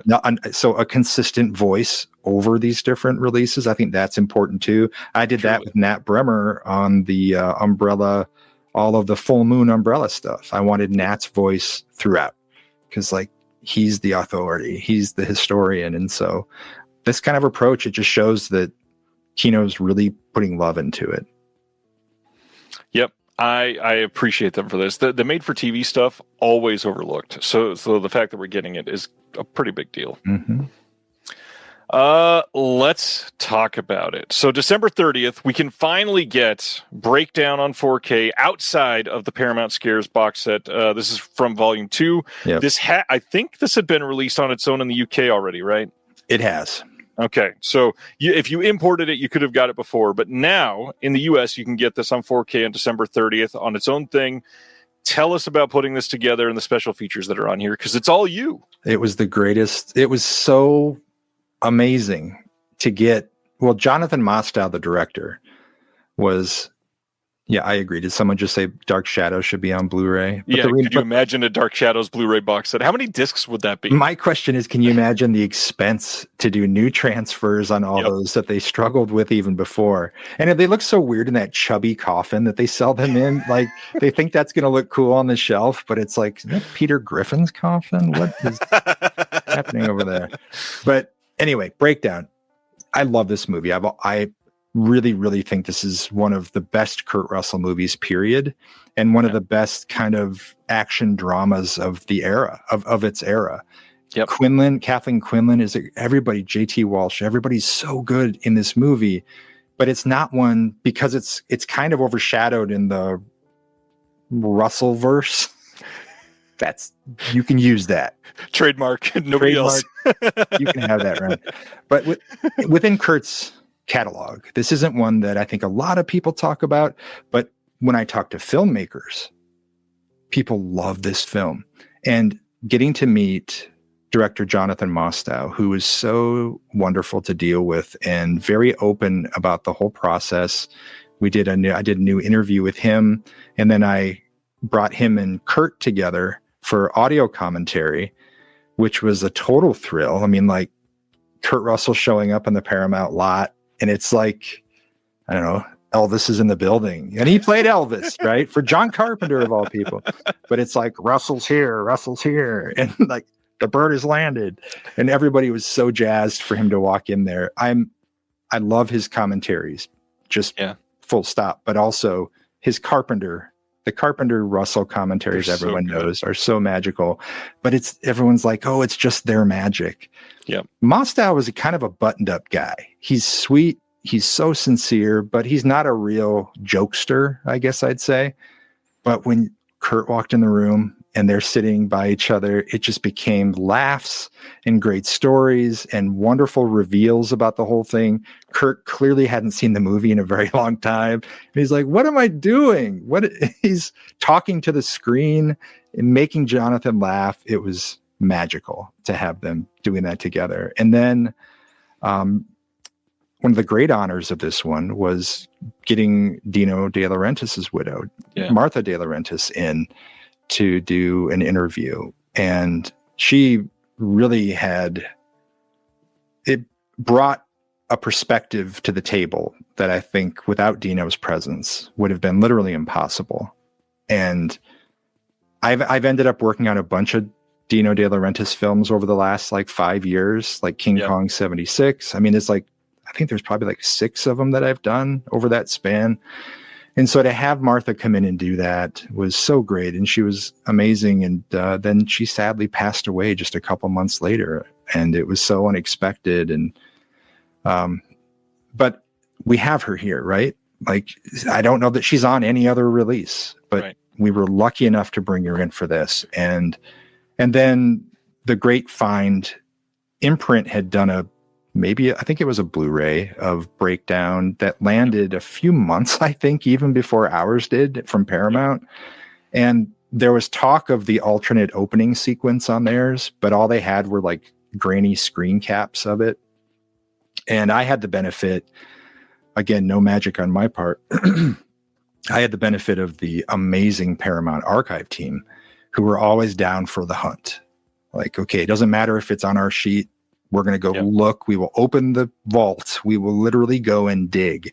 And I found that over and over with them the whole time. And that was one of the greatest joys of being part of that whole operation. Was the archive team were just warriors for the cause of preservation of this stuff. And so there was this alternate opening that the studio ultimately wanted Jonathan to shoot to spice up the beginning of the movie. We now look at that opening with the car in the desert, how the titles interplay with the shots and the road, and it's just so perfect. And you think, God, how could this who would need to do something different with this? Well, what they wanted to do was Kurt Russell with a camera on his shoulder in this village where these women are being shot, and it's just pure insanity. It starts off like a trauma movie almost. And Mostow hated it. But of course, he told me he hated it during the interview. And I'm like, let's see if this exists. And then I go to the archive team, and in short order, they're like, yeah, we have everything. It's all here. And so it took some discussion with Jonathan. And he's like, well, if we can present it where I can talk about it, do a commentary over it, we can do this. And I'm like, cool. All right. Paramount team is all Simple. Yeah, let's do it. Let's do it. Safe. And so we did it. We got to present it. And there is an option to turn Jonathan's commentary on to hear him explain what they did, but also kind of why he didn't think it fit. I think everyone will agree with him on that for sure. But one of the greatest releases of one of the best movies of that era, and certainly Kurt Russell's whole catalog. Kathleen Quinlan, I had interviewed her on Twilight Zone years prior for Famous Monsters magazine, which I was nerding out about because I'm a big Doors fan. And being in the Doors, and I was, oh man, this is amazing. And that same feeling was back again in getting a chance to talk to her on Breakdown. So the whole thing, just a thrill. And it was done at the height of COVID. This was the heart of when we couldn't really be in the same room. And even though Jonathan and Kurt were in the same room, they were on opposite ends of a row of theater seats with one of those air purifier things, the big industrial ones in between them, silently chugging away to keep the air clean in the room. But it all worked out, and it was an honor to be part of. Incredible. I mean, this is one of those titles that for the longest time was not very easy to see. It's the same, and you've done many of those that were not necessarily lost films, but they were films that people knew it had a reputation, people wanted to see them, and you got to be a part of getting it back out of the zeitgeist, which has to be just an incredible feeling. Oh, it doesn't even seem real, for real. All right, that is Breakdown, December 30th. Next up, one equal quality as Breakdown, maybe, we'll see. December 1st, a 4K is coming in the UK from Dazzler Media, also coming on Blu-ray, of The Creeps from 2025. When your top billed actor in your film is Joe Dante. I was wondering why his name was up there. When I saw that cover, I was like, "Oi!" Like, wait, Joe Dante, director Chris Lambert in a snowman movie? What is this? Yeah. Watch the trailer for this. You probably will not feel the urge to buy this, but it's happening. There it is, right there. That's next, Oscilloscope, company that I love. They're putting out a Blu-ray of this film that I don't know how to pronounce the title. Siniave? That's wrong. I don't know. This is from last year. This is coming out on Blu-ray and DVD, like I said. This says the highs and lows of a restless youth collide headlong into the concrete realities of adulthood when Leonardo, a teenager from Palermo, leaves home for the first time. His studies land him in Siena by way of London, where he clashes with his instructor, the curriculum, and most chaotically with himself. This is produced by Luca Guadagnino, who just released a film that seems like the whole world hates right now. This has deleted scenes in the trailer on the disc, and I will hopefully be getting this as part of my subscription here soon. Love Oscilloscope, love what they do. Any thoughts from you? No. Go Oscilloscope. I like what they're doing as well. I don't know anything about this one. But... yeah, this has to be like a small festival film. I never heard of this at all. Yeah. Criterion just had a flash sale, but it's pointless because it's over, so we'll gloss right over that. I love this next set of announcements. So Kino had announced previously, and not too long ago, this is one of those ones that had a fairly quick turnaround. Thank you, Kino. We do love to see the quick turnaround of the Pink Panther films. These are coming to 4K and Blu-ray here in the US, all on December 16th, and we're going to cover all four. However, before you start asking, they are putting out a box set of all of these, plus Return of the Pink Panther, all together, all on 4K in 2026.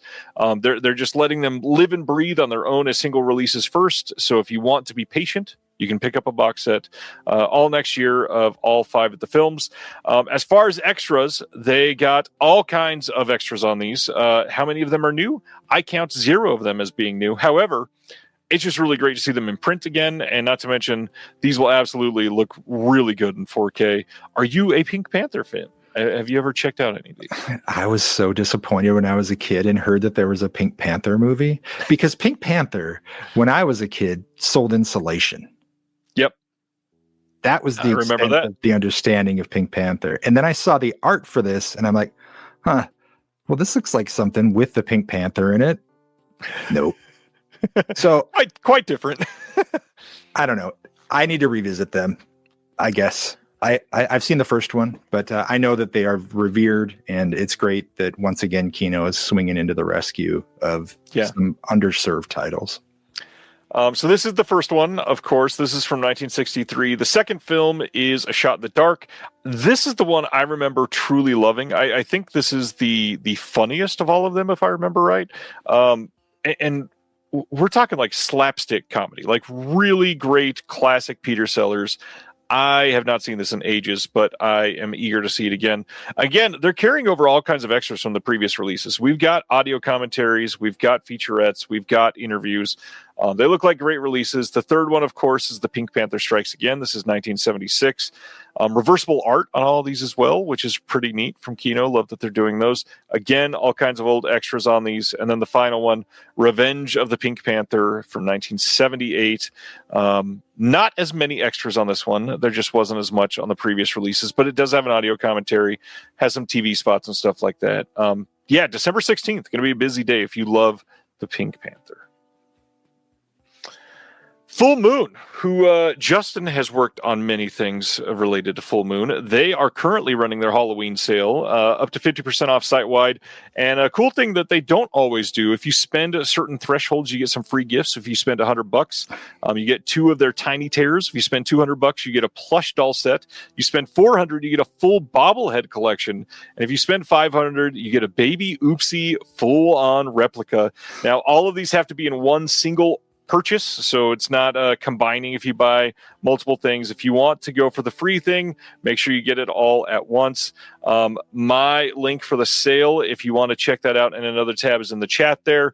Full Moon, what are some of your highest recommendations from Full Moon's catalog there, Justin? Well, I remember when Full Moon was doing, they were trying to push people for their online streaming thing. Yep. And it would be like, if you subscribe for a month, then you can get like $100 in free DVDs and Blu-rays. Do you remember that? Oh, yeah. My buddy Greg Morgan from Land of the Creeps, I remember him calling me up one day and he's like, it's real. I did it. And the disc showed up. There wasn't like a cancellation notice. I didn't have to subscribe for a whole year or something. It was just insane how they were just shoveling stuff out with this perpetual sale at that point of that stuff. But I have so much admiration for Charlie, and he, as John Carpenter said years ago to me, when I did this sort of stream of consciousness career spanning discussion with him for the Fangoria Legends magazine, I would just say a name or a place or a film title or whatever, and then he would just tell me the first thing that came to his mind. And I said, Charlie Band. And John goes, when the apocalypse happens, there will be 2 things left on this earth. There will be cockroaches and there will be Charlie Band. And I don't think money from the cockroaches. And I don't think he was comparing Charlie to a cockroach necessarily, although I don't want to speak for John, but his endurance is just remarkable. Yeah. And getting the chance to work on all this Full Moon stuff through Umbrella has been a blast. And so many of the people that I'm tapping on the shoulder to come in for interviews are like, I cannot believe this is getting re-release. I can't believe people still care about it. And I hear that all the time about a lot of titles. Yeah. But with the Full Moon stuff, it's just remarkable how he keeps doing his thing and how consistent he is with his focus on small things.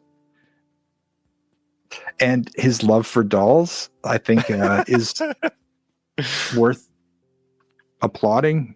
I don't know. I where do I start with the Full Moon catalog? I would point to early movies. I would point to his early stuff. Like I just finished working on Tourist Trap, for example. That movie. I think that one is a real big standout, especially in the earlier catalog for what Charlie was doing, although it's not Full Moon proper. Right. It's Charlie Band production. There are spikes in every, if you want to say decade, or maybe even break it down by like genre run or subgenre run, there's spikes of good stuff in there throughout. And I think Tourist Trap was an early, whoa. You got Ted Nicolau, you got David Schmoller, I mean, Chuck Connors. For that booklet, incredible in that. For the booklet, I did this exhaustive essay on Chuck because I love him so much. He's one of my favorite all-time actors. And I'm like, when else am I going to get the chance to talk about Chuck? And so I did an entire like life story of Chuck Connors for that booklet. And it turned out really a loving tribute to the guy. But anyway, the Full Moon catalog, I mean, can't say I'm down with Gingerweed Man and whatever, all the stuff, but I do like a lot of it, and especially the early things. And I will always admire the audacity. And it must be said, when I did the first Full Moon box set for Umbrella, the one special feature, and the thing that I applaud Charlie the most for, I had to do something on the video zones. For those who might not remember, at the end of Full Moon videotapes back in the day, you'd finish watching the film, you let it keep running, and there's a video magazine, I guess you'd call it, that would be at the end of the movie talking about the movie you just saw. So like the making of the movie you just saw, and then teasers and behind the scenes for upcoming films. Yep. And it was revolutionary because the Laserdisc really ultimately gave way to the special feature, I think, being tethered to these movies in the first place. But Charlie, through his partnership with Paramount and their checkbook, until it wasn't, Charlie, to his credit, came up with this idea to offer people so much more. And watching through those video zones, even the ads that he had on there for the merch, this stuff is nothing new, what you have up here on the screen, like dolls and toys and whatever else. He's been doing that from the very beginning. He's always been a big picture guy who does some pretty inventive and absolutely bold things with what he's doing, and unapologetically. So I'm always going to applaud that. I've always loved Tourist Trap. I'm glad you brought that one up. And then the other one that I always champion that I feel like most people have heard of but never seen, Castle Freak, is still one of my favorites. Yeah. I adore that movie. Oh, it's great. And the effects are so good in that too. Yep. Everybody's great in that film, and making good use of that castle. I mean, everything I've touched that's from Full Moon, there was the filmmakers that he was often bringing in were approaching this with such sincerity. Yeah. Like, if you watch through the special features on those first two Full Moon box sets from Umbrella, you really start to understand the universe of Charlie Band beyond just the sort of marketing guy and the whatever else. Like, there was an objective, however accidental or intentional, to bring fresh talent in over and over and over again. And those films also became it was kind of like the incubator for a lot of special effects artists. Yeah. It's like what Roger Corman did with, he bringing someone in. Yeah, well, maybe you're not ready to direct yet. Start cutting trailers for me, and then let's talk in 6 months. Yep. And then we look at the lineup of filmmakers from that school. And speaking of Joe Dante. Yeah, exactly. And it's not as celebrated, but I do think it's worth it's worth acknowledging that Charlie Band was very similar in his sort of talent factory, where he would hire people who other studios might not, and ended up giving them some opportunities that absolutely blossomed in a lot of cases. So hats off to him and what he does. Next up, speaking of Umbrella, got their brand new announcements. February 4th, we got a 4K from them coming of Sion Sono's Suicide Club from 2001. This has some new extras. We got a new audio commentary by Ariel Schudson. We've got a new Suicide Club with special effects guru Yoshihiro Nishimura. There's Just Desserts, or How I Learned to Stop Worrying and Love Suicide Club with Alexander Heller Nicholas. Looks like an incredible special edition of this. I will say there is a 4K of this that came out from, I want to say in France or Germany or somebody like that. And this is likely going to be the same scan of that 4K because I believe the elements are gone for this one. Mm. And that thing did not get great reviews. However, if you love this movie, this is probably going to be the best packaging this will get. This will probably be the best special features this gets. This will probably be the be-all, end-all of this film. And if you already have the Discotheque Blu-ray, just take that Blu-ray, and if you want this, put it in the case with this, and you got pretty much a definitive release of Suicide Club. I love that movie, and I wish I would have been on that release through Umbrella. Yeah. It's so good. I still have my old DVD. I have not gotten those other releases of it, so this will be great for me. New for me. Absolutely. Next up is one that they've been hyping up through their social media for quite some time. Lesbian Space Princess from this year, which I believe is a animated film. All kinds of extras on here because this is one that they produced from the ground up. They're selling a sexy bitch sweatshirt as part of the package. I was laughing at it. I love it. I love Umbrella getting interesting with all of these releases and just doing what they can. This looks like a completely loaded release for something that usually would not get even a small release, and this is huge for this. Blu-ray released on January 14th. Looks fun. Yeah. Next up, this one is February 4th, Blu-ray release of The Horseman from 2008. I have always heard this is great and have somehow always passed by it. I need to see this one. You get the collector's edition, and as usual, you get a big 48-page book and all kinds of custom art cards and posters and slip case and numbered everything. New audio commentary with Alexei Taliopoulos, that maybe, and Blake Howard. And then there is going to be The Horseman in the Australian noir genre with the screenwriter and author Maria Lewis. Making of The Horseman, director's cut remaster, new director's cut trailer, and then all kinds of archival extras with this one. Pretty loaded. Have you seen this one? Yes, it's excellent. And this, from what I understand, the transfer on this is outstanding. And so I cannot wait to get my hands on this one. It's a great movie. I need to get it. I've heard it's stupendous, and already some good comments in the chat. Had the original Umbrella DVD. Nice. Next up from them is The Innkeepers. This is coming on Blu-ray on February 4th, and this already has a 4K release. So Umbrella just probably thinking they're not going to be able to sell a ton of these. 4K is going to be expensive to invest if you're not going to sell a ton of them. So you can get a special edition of this, and it looks like a really fun release. You get a new audio commentary with Alexander Heller Nicholas, who is on seemingly like 40 new releases a week, so not surprised there. And then Martin Quintero on The Innkeepers is doing a visual essay, and then another handful of archival extras. I love Ty West. Are you a Ty West person? Ty West is okay to say no. Ty West is good. He's okay. Yeah.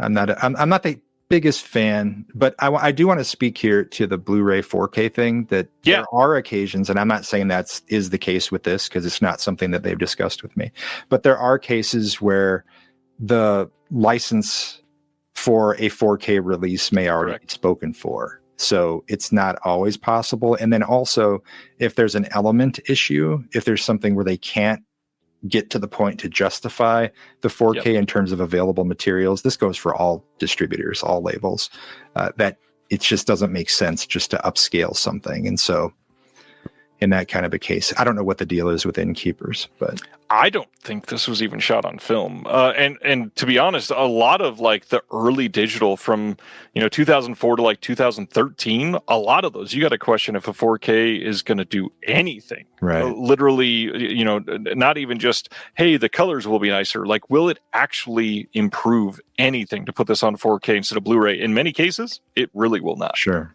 Yeah.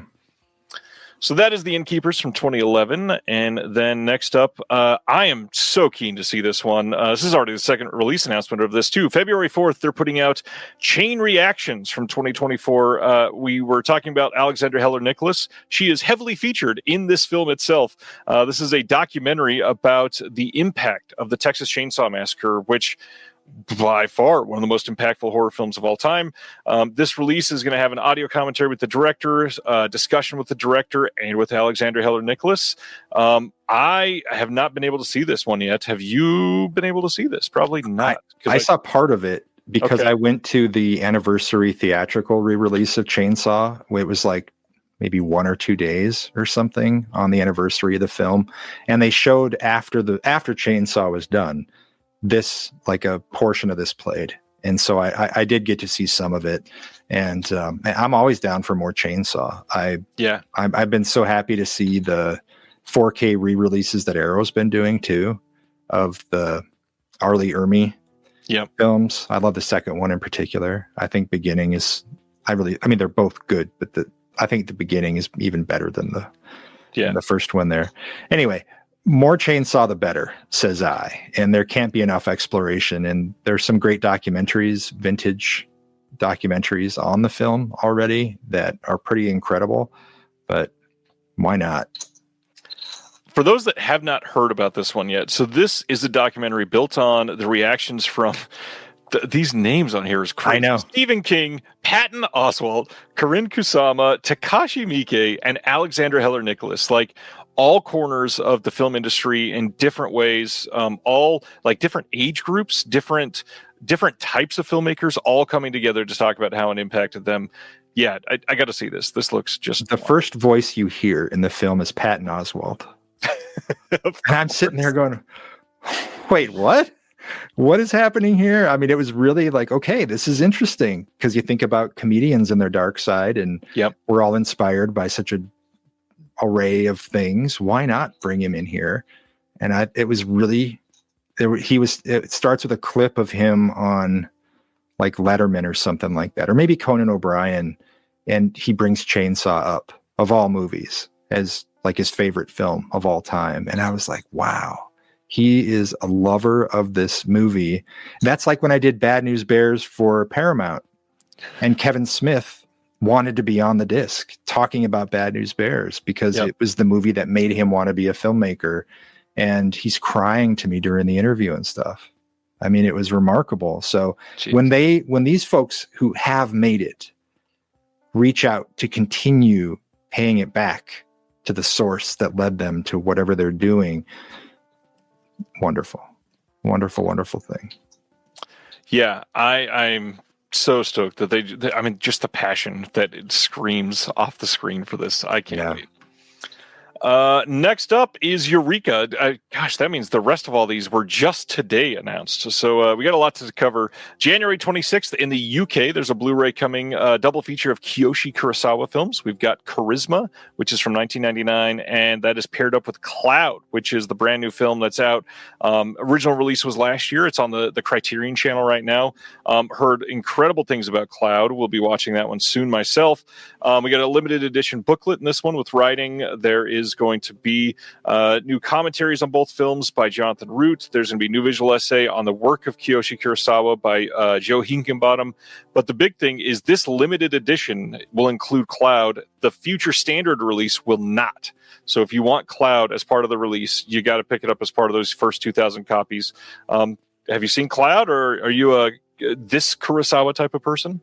I'm not familiar with this Kurosawa, no. He's have you ever seen Cure? That's his most famous film from was it 97, I think. Big like psychological horror film. Okay. It's got a big fan base. Check it out. Great. I'm eager to see Charisma. I've heard good things. This one, I'm sure you got some stuff to say about. 1981's Full Moon High, directed by Larry Cohen, coming on Blu-ray in the UK on January 19th. This is a horror comedy film that came out right before Teen Wolf.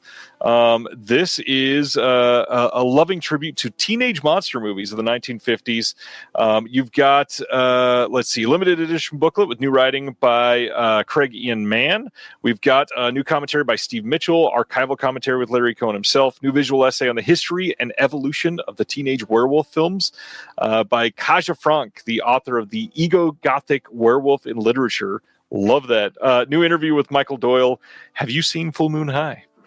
I have not.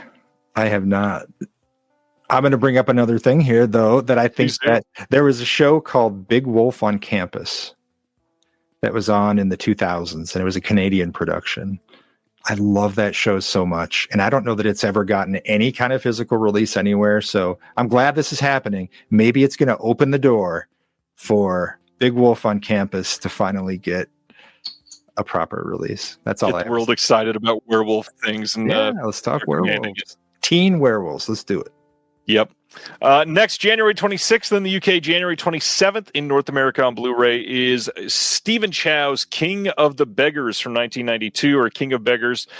This one is going to have brand new writing on King of Beggars and the director Gordon Chan by Andy Willis. There's going to be new audio commentary with Frank Jang, new interview with the director Gordon Chan, new visual essay by Gary Bettinson.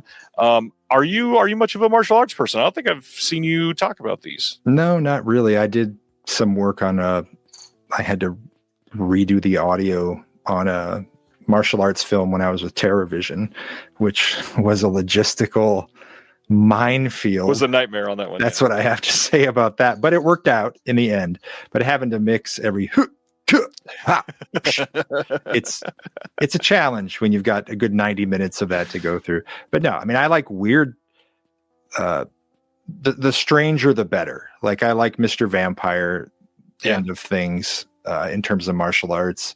I like The Bride with White Hair a lot. Good one. That's one of my favorites. But I'm definitely not like a studied scholar on that. Speaking of films with bad 4Ks and good Blu-rays, The Bride with White Hair got a 4K, and it's not good. Check out the Blu-ray if you want that one. Yeah. So hold on to my discs, huh? Hold on to it. All right. That happened with Island of Lost Souls. Do you remember how terrible the Criterion Island of Lost Souls was? Yeah. I couldn't believe how awful that looked. Yeah. That seems to be something that some of these get real bad reputations, and then just everybody says, "Yep, don't buy that one." Yeah. I love it. Yeah. Next, December 9th, Sony, as a part of their Sony Pictures Classics line, is putting out last year's I'm Still Here, which I ashamedly have still not seen. I've heard this is incredible. It went by me. I need to watch it still. Heard it's amazing. This is a big breakout for Fernanda Torres. She's supposedly incredible in this. Yeah, I need to see this. The next release is probably one that we can both speak on. Hearts of Darkness from 91, getting a 4K release here in the U.S. from Lionsgate.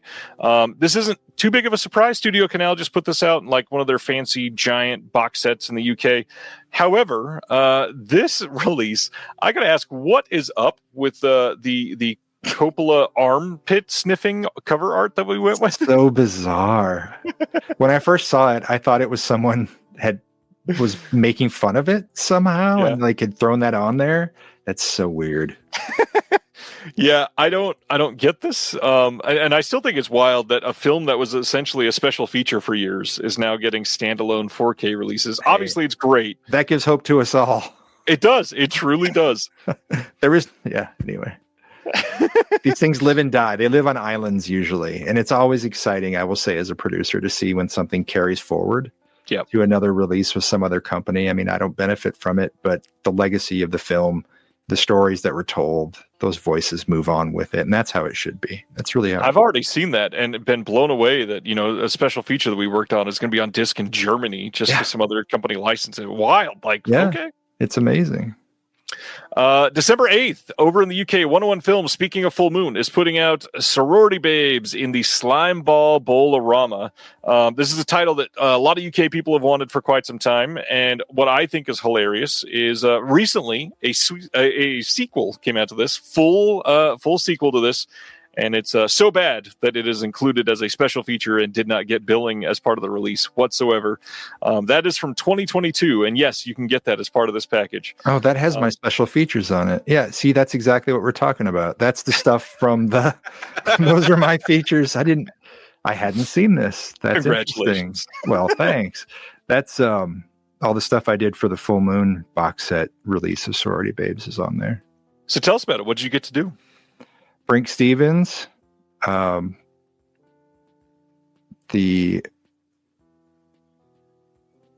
Nat. I got Nat on there with his commentary. We did. Oh, in the booklet has a whole bunch of great stuff in it. So I mean, it's the new stuff is Cerebral Scream Queen. That's mine. Sorority Babes 2 was not on ours. I don't think that worked out for our release. So it's basically the commentary, the Brink Stevens thing, and then the booklet. And I think the Umbrella release may have had a couple more features on it. But anyway, it's nice to see it move on. And like we were saying. Good release. I believe, like I said, I think this is the first UK release, at least in HD, of this film. And it's fun. I think the hard part for this movie is everybody sees the poster that's pretty iconic for this and goes, yeah, like we got 3 Scream Queens. This is going to be sleazy. And then it's a pretty tame film overall. Well, the beginning has some, but I love this movie. It's really so love it. Yeah. It's so 80s soaked and neon and just incredible. Yeah. Cineverse is putting out Bleeding from this year on Blu-ray on November 4th. This is going to have an audio commentary, some auditions footage, festival trailer, and a short film included with this. This was a Screambox film, and Bloody Disgusting has helped putting this out through Cineverse. I, again, just will always be happy to see streaming titles come out on disc for something like this, because this could have just lived on Screambox forever and not gone anywhere else. So it's a win. It is. There's so much that's being left into in the void in terms of things that were made for Amazon and for Netflix. And it's just it's a real shame. There's a Chainsaw Massacre movie that doesn't have a legitimate physical release. Do you think fans aren't going to want that? I worked on a few titles for Paramount and Blumhouse that were really great films. One of them called The Passenger with Kyle Gallner. Kyle is just outstanding in that movie. I've got a bootleg of it right over there. So do I. And I made this. It was amazing projects to be part of, and I'm so proud of the documentaries. And to his credit, Kyle is. I never hear from people usually, especially when there's like an EPK team that I'm running and they're shooting stuff, and I'm not actually on set. But I'm cutting, and but they had to send for approval to the people who were in the film on the documentary. And Kyle wrote to me, and he's like, "Hey man, I never see these actually happen. There's always crews around, but I never see the result of it." And he was so happy about how the documentary ended out. And now, Ryan, it's invisible. It's nowhere. It was supposed to live with the film wherever it was on Apple or whatever the hell else. It's like it never existed in the first place. And those movies too, they're very hard to find. And the documentaries I did on these things are just dead. And that's heartbreaking. You got a private link for that doc you can share? I would love to see it. Talk to me after the show. Will do. Next up, we talk about Mondo Macabro's second title is a double feature of Mystics in Bali and Queens of Black Magic. So excited for this. Two films that had previous releases from Mondo on DVD that, again, they weren't terrible DVDs necessarily, but they weren't great, and everybody loves these films. So to see them get an HD release is just fantastic. They are both getting their own disc in this, and they're both going to look just incredible. Jared was already telling me the scans on these are older, but if you ever saw the release of The Warrior that came out, I think that was last year, that was a 20-year-old HD scan that they put on disc, and it still looks like it was just done. It's that good of a scan on it, and they're doing the same thing with these. They supposedly look amazing. This is going to be a 2-disc set with an exclusive slipcover and a reversible inner sleeve. You've got all kinds of extras on here. Introductions to both films by Joko Anwar, another great Indonesian filmmaker you've probably seen at least one of his films on Shudder. Visual essay called Monsters, Movies, and Myth by Jake Gallo. Extended 2-hour version of Mystics in Bali, which is going to have, I think it's SD cut-ins from like the only like tape master that exists of that, but at least you'll be able to have it if you want. I love both of these movies. I do too. Great stuff from Mondo. Colton says, I'm excited every time I add a Susanna film to my shelf, and you should be. Absolutely. What a way to follow that. Popeye the Slayer, man, coming to Blu-ray now. This is now available in the U.S. from somebody called Vantage Media. Not sure who those guys are. We get a trailer, featurette, commentary track, and a music video. But hey, this exists on HD here in the U.S. All right. I haven't seen it. I love that the catchphrase on the front is, "He is what he is." You love that? Just classic Popeye. I am what I am. It is. They're trying to make it intimidating, and he is what he is what they chose to go with. Right. It's just not intimidating. I've also heard this one is incredible. Goldwyn Films putting out the Count of Monte Cristo from last year on 4K here in the U.S. on November 11th. No word on extras or Dolby Vision or anything like that, but it's getting a 4K. Supposedly this movie is beautiful. I know that everybody loves the old Jim Caviezel Count of Monte Cristo. If you watch the trailer for this, it looks almost like a shot for shot. Like it is beautifully shot like that. This, to me, seems like it's quite worth looking out for. Wow. Well Go USA putting out The Mannequin on October 28th on Blu-ray and DVD here in the US. This sounds very odd. It says, when an aspiring fashion designer mysteriously dies alone, most people accept it as a tragic suicide. Her sister remains unconvinced and returns to the historic building to investigate, but unsettling paranormal experiences quickly escalate. Liana discovers this Los Angeles site holds a terrible secret. It is haunted by a killer who brutally murdered and dismembered his victims decades ago. She and her friends must escape the ghost's deadly grasp before they lose their own limbs and lives. This is a wild cover on this. Yeah, it's striking. I saw it today for the first time, and I was like, "Whoa, what is this?" I appreciate Well Go USA for getting releases for so many films that would not get any releases at all. Have you checked out anything from them, or are you keeping up with any of the stuff that they're doing? I haven't. No. I mean, I may have something, but I certainly have not been keeping up on their catalog or anything like that. They have a weird name. They do. They're an interesting company. I mean, didn't they do the Phantasm stuff? They did the Phantasm, didn't they did. I think just the first one, or did they do the box? I thought they did the back in the ball day? box that had the. They did. That's right. And then they did, I think, just the first one on 4K after that. Maybe that's when they landed on my radar, was with that. So that may be the only thing I have from them. Might be, but yeah. And that's the thing. They focus like 92% of their output is really great modern Asian cinema, and then the rest is Phantasm or The Mannequin. Like, so many of this is just odd mixture in the rest of this pretty prestige catalog and what they're doing. Well, maybe that tells us we can trust in checking this out. I mean, that's true. Not? Well, speaking of prestige, 1995's Babe, coming on 4K on December 16th from Kino Lorber. That was said without any sort of irony. I love this movie. New audio commentary by Julie Krugo and Peter Hinkoff on this. There is also a brand new interview with James Cromwell on this disc from 2025. Brand new interview. Yeah. And it's 18 minutes long. Like, that is incredible. There's also a new interview with George Miller. Kino does not put a ton of effort into some discs, but the fact that they went out and got 2 brand new interviews with 2 people that, let's be honest, probably won't be around all that much longer for either of them. I love that they did it, and I love that they did it for Babe. Like, this was a huge thing, and the next one that we're about to talk about was a huge thing on top of this huge thing. But 1995's Babe, and then on the same day, 1998's Babe, Pig in the City, also getting a 4K. Babe Takes Manhattan. Another new interview with George Miller on this one. Another new commentary. Do you have nostalgia for these? Were these ones that you loved? I remember seeing the first one in the theater with my brother, and I liked it. It's cute. It is. It's worth checking out. The second one gets pretty dark too. I love that it's a fun movie, and it's good. Like Vice Squad? Tell me how dark it gets, Ryan. It gets a little more real. We'll say that.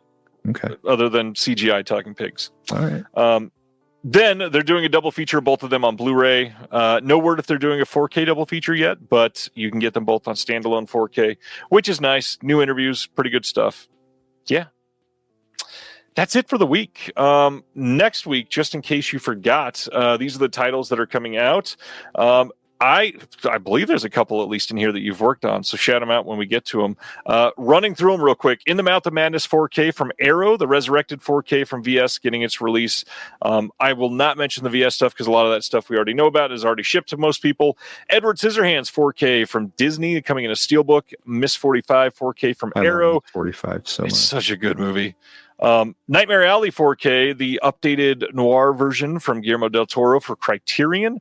The Shin Godzilla 4K releases are going to be shipping suddenly. We got Arcane Season 2, Chinese Ghost Story Trilogy from Shout next week, Death Wish 3 on 4K from Kino. Scooby-Doo on Zombie Island is getting its Terror Time version release. The Saw 2 Steelbook is delayed till November, but that'll be coming soon. Dust Devil 4K from Kino. We've got the Dan Curtis's Classic Monsters for next week. Trick or Treat Steelbook from Arrow. Brand new Toxic Avenger 4K Steelbook. This is the one that our special feature is on for Cineverse. Check that one out. Student Bodies 4K will be shipping here soon from TerrorVision. Golden Boy from Discotheque. Dead of Night that we talked about earlier is coming out next week from Kino. Deep Crimson 4K from Criterion. Cat and the Canary 4K from Kino. Gatorbait 4K from TerrorVision is not shipping anytime soon. Hopefully in a couple months. That thing is taking a shit ton of work, and it is off to the races and will be in everybody's hands as soon as possible. Malpertuis from Radiance is showing up in people's mailboxes now. The Halloween 3 Season of the Witch 4K Steelbook from Scream is coming out next week. I believe that one was an Amazon exclusive, so check that out. Terrifying Girls High School. That's one from Discotheque that I need to be picking up soon. Mega Man, the complete series from Discotheque as well. My vote for maybe the worst cover art of the year, Relay. This cover is terrible because it's not even like bad Photoshop. It's like first grade Photoshop. Love the movie. Worse than that Hush Steelbook? It is. Let me pull it up in HD in another tab and show you, because my God, when you look at how they're cut together, it is, here it is. It is kind of like this This guy was an Avatar? That's what you're trying to tell me? Okay. All right. That's Jake Sully, and he looks like he's from Minecraft. Going back to our list, yes, the Hush 4K Steelbook is next week. Out of the Fog from Warner Archive, Manhattan Melodrama from Warner Archive, The Madness Matin from Warner Archive, Americana from this year, which I was kind of surprised. I liked quite a bit. The Best Christmas Pageant Ever, I've heard is really good, and I'm going to try to figure out if I'm going to get that one on disc because I need to see it. Kamen Rider Amazon from Discotheque, The Master of Belantre from Warner Archive, The Third Wife from Film Movement. There's a lot next week. For Whom the Bell Tolls from Kino. Anyways, any of these that you are either involved in or excited to pick up soon? Hush. I did the stuff on that. That's right. I already got my Shin Godzilla 4K a while ago. I guess I didn't get like the special edition release or something. It came from Toho, so I ordered it directly from them, and I've had that for a spell. But there's lots of great stuff in this. I love Edward Scissorhands so much. I love Ms. 45. In the Mouth of Madness. You can't see enough of that. It's a great lineup of films here. I don't know what else to say about it. I wish they would release Scooby-Doo and Kiss movie, because that is one of the great sort of buried gems for Kiss fans. Have you seen that movie? Years ago I did. Same with Phantom of the Park. Yes. Yeah, Phantom of the Park.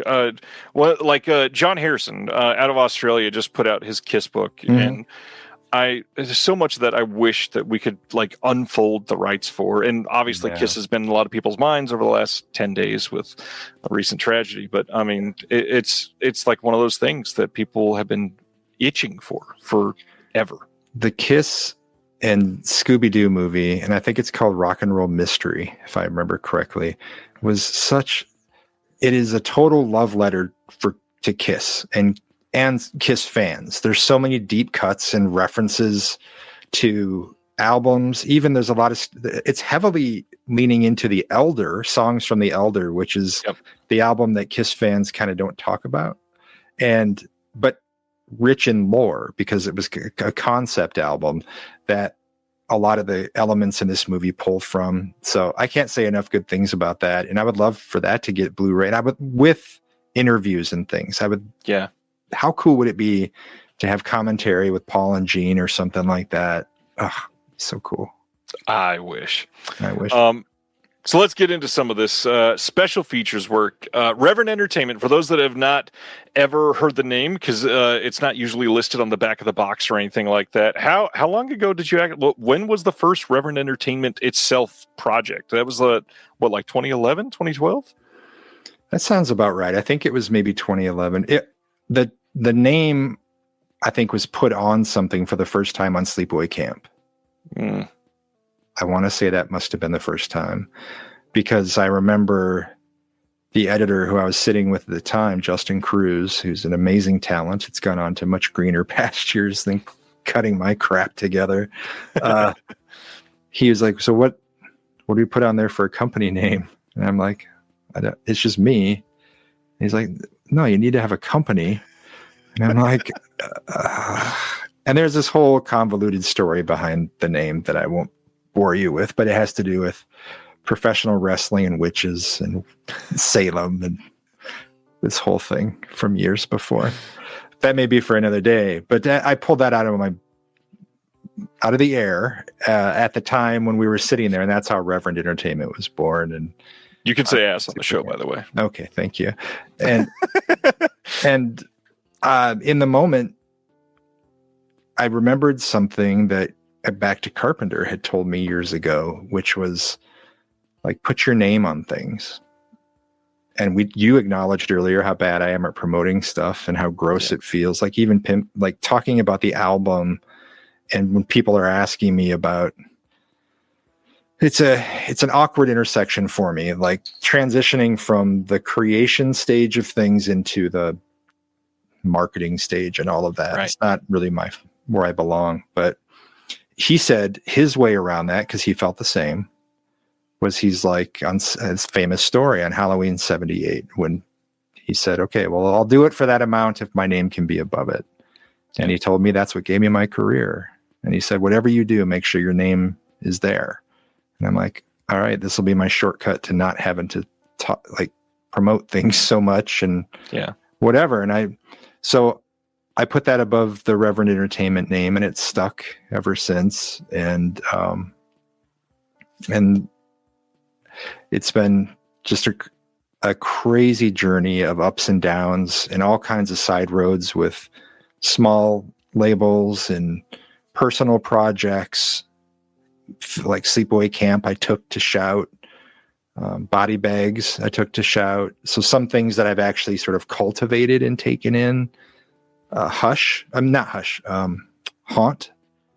was that way. Remember, I think you and I talked before about the Haunt box set with Ronan and how great Ronan was about just letting the three of us, Scott, Brian, and I, just run wild with that thing. So, man, surviving COVID through this. Yeah. There was a time when I stepped away from the business for a while because I was so burned out. And then I came back for Silent Night, Deadly Night. And they drew me back in. And it's been crazy. I mean, I don't even know where to begin. But yeah, Sleepaway Camp is the first time that my name was on it. The first ones I produced were Halloween 4 and 5. Yep. And then there was Tank Girl and Tank Girl happening, I think, kind of simultaneously with Sleepaway Camp. And then prior to, at the same time as those, Michael Felsher, the great Michael Felsher, who's like one of the godfathers of the realm of documentary and special features, brought me in on Prince of Darkness when he did that for Shout. And so I interviewed John and Alice Cooper for that, which led to this whole thing with Alice over the years a number of times. And he also brought me in on Town That Dreaded Sundown. Great film. Great release too. That movie haunted me when I was a kid. I remember seeing it at my babysitter's. Yeah. She was taking a nap and I'm downstairs. I don't know how tiny I was, just transfixed by what I was seeing. I'll never forget the trombone scene with the knife in the tree. I'm like 5. Turn off your TV. I don't know. Hide the remote. I don't remember. First off, like most people in the chat that have not seen that sentence alone has to be one of the most enticing. The trombone and the knife. The trombone and the knife in the tree. Yeah. Not something you're going to hear every day. But it's a fascinating movie. And that track for me was the first time that I was like, okay, well, maybe we can try something creative here because it's a real story, right? It's this movie by Charles B. Pierce, who I love from Boggy Creek, which became this whole other thing with Pam. This movie straddles the worlds of reality and cinema in a way that's playful, but also dark. And it's just so good. And so I brought in the case historian, James Presley, who is in the middle of writing a book that's now out on that case. And he was on one side of the conversation talking about the case. I was on the other side talking about the film and Pierce. And we had a discussion that ran on that commentary. And I don't put myself on commentaries unless I asked to, or unless it's like absolutely necessary for some reason. But on that one, I mean, it was so early and I didn't have anyone else to put in that slot. So, but it was an exciting conversation. And so as much as I tip my hat to, I was giving credit earlier to these other folks, Shout and Trancas and all that, I have to also do the same for Felsher because he had no reason to bring this dumbass from Iowa in to cover any of this stuff. And he did. And I'm forever grateful for that. I mean, not turning this about me, but just to show how meaningful they are, both Felsher and another one that was mentioned earlier, Lee Gambin, are the two people that I can credit with me getting into the stuff as well. Like Lee brought me into edit. Lee referred me to Felsher for another Shout project. And without them, I wouldn't be sitting here with, 2.5 years of work for this industry behind me now. It's kind of crazy. And a lot of that is because of people like you that kind of, after Anchor Bay came in and set the bar for a lot of people, you and Lee and a handful of others said, well, what else can we do? What can we do to push the boundaries? What can we do to keep this alive? And now, I mean, when Scream Factory approached you, they weren't even Scream Factory. They were Shout Factory about Halloween 4 and 5. Now look at what they've done since then. I mean, it's an explosion. It's crazy. I mean, but Cliff and Jeff, and I can point directly to them. Of course, there's a marketing team there and whatever else, but I think Jeff was head of marketing at the time. It's kind of like what I was talking about with Paramount, where if you have the right fans internally, they can see and seize the opportunity in that moment. And what they were embarking on, they were already underway on, I think, The Fog. I think The Fog was the first. Was that the first Scream Factory title? It may have been, but they were underway with The Fog and something else. I can't remember. I think They Live was one of those first ones as well. Okay. All right. Well, so it started with Carpenter, and I was just floored with their dedication and passion for this stuff, which it became friendships with those guys and a mutual respect and openness to ideas. And that wasn't something that I necessarily knew to expect or not expect, but it taught me to want that. It taught me to enjoy taking the side roads, right? To enjoy the weird, embrace the arcane. And there's stuff that I got to do with Shout that I wouldn't have ever gotten away with a lot of other labels, like on Willard. Yeah. I brought in the rat trainers for audio commentary, and a lot of people are like, "Look, that what is?" No. Listen, you gotta hear it. You gotta hear it. It's these guys are amazing, and they've never been tapped for this kind of thing before. And they were nervous coming into the studio, and then we're not gonna. Will you be on it with us? We're not gonna have enough to say. And I'm like, okay, I'll be there. I hardly had to say a thing. Because they had such great stories from wall to wall, and not just about that production, but other things in that realm that the veil isn't lifted on very often, right? Yep. And so that has become, for me, and that was learned through those early days with Shout, just like Chris Alexander at Fangoria, who ultimately he's one of the very earliest mile markers for me in terms of someone giving me opportunity. And Chris was always wanting the weirder, the better. And even though he's not with Fango anymore, he's continued that with Delirium, his own films that I think are brilliant. I love his cinema.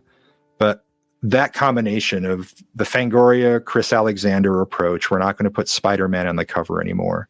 Now you can do an article on Malatesta's Carnival of Blood or Lady Terminator. You can, we're going to put Alice Cooper on the cover. That kind of stuff. And I think he had been on there before for Fango, before mine, but it taught me to get weird. And that's something that I've always really embraced, and to make time for as many voices on these things as I can and however I can. Is it always possible to get in the room with them? No, the budgets have never been big for this kind of stuff, but what matters to me is the discussion. It matters is the conversation and the preservation of the history of the movies and these people. So however I have to get there. A lot of your stuff is on the unique side. And one that I wanted to bring up tonight that we didn't get a chance to talk to last time because it didn't exist yet is Hush. First off, again, a streaming film that could not be seen anymore, was not on Netflix, could not be seen on physical media, was not available anywhere, gets an incredible release, gets a brand new cut, gets all this other stuff. The big thing I want to bring up, we get a video audio commentary for this. Was that your choice? Was that a Flanagan choice? Tell me the story behind it. Let me tell you the story behind the whole thing, because Mike Flanagan... Hero, by the way, of all of this stuff. I'm trying to think of who I could compare him to in terms of, I really can't. I have never worked with a filmmaker before who wanted so badly, maybe Adam Green. Adam Green is in the same view here. I don't know, my words escaping me right now, but where Mike was like, whatever you guys need. Yeah. Whatever you need. And then Mike made it happen. He brought the whole cast together at his house. He opened his home to us for 2 days.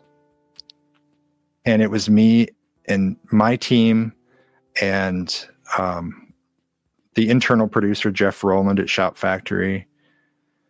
And I guess you'd say executive producer. And Mike and Katie were so amazing and so open and hilarious, and the vibe was light, the mood was up, and everybody was just relaxing and loving getting a chance to catch up. I mean, they had seen each other on other projects like Midnight Mass and whatever else, but it was like old home week for those folks to get back together and talk about this movie. And Mike's house is a museum of the most amazing things.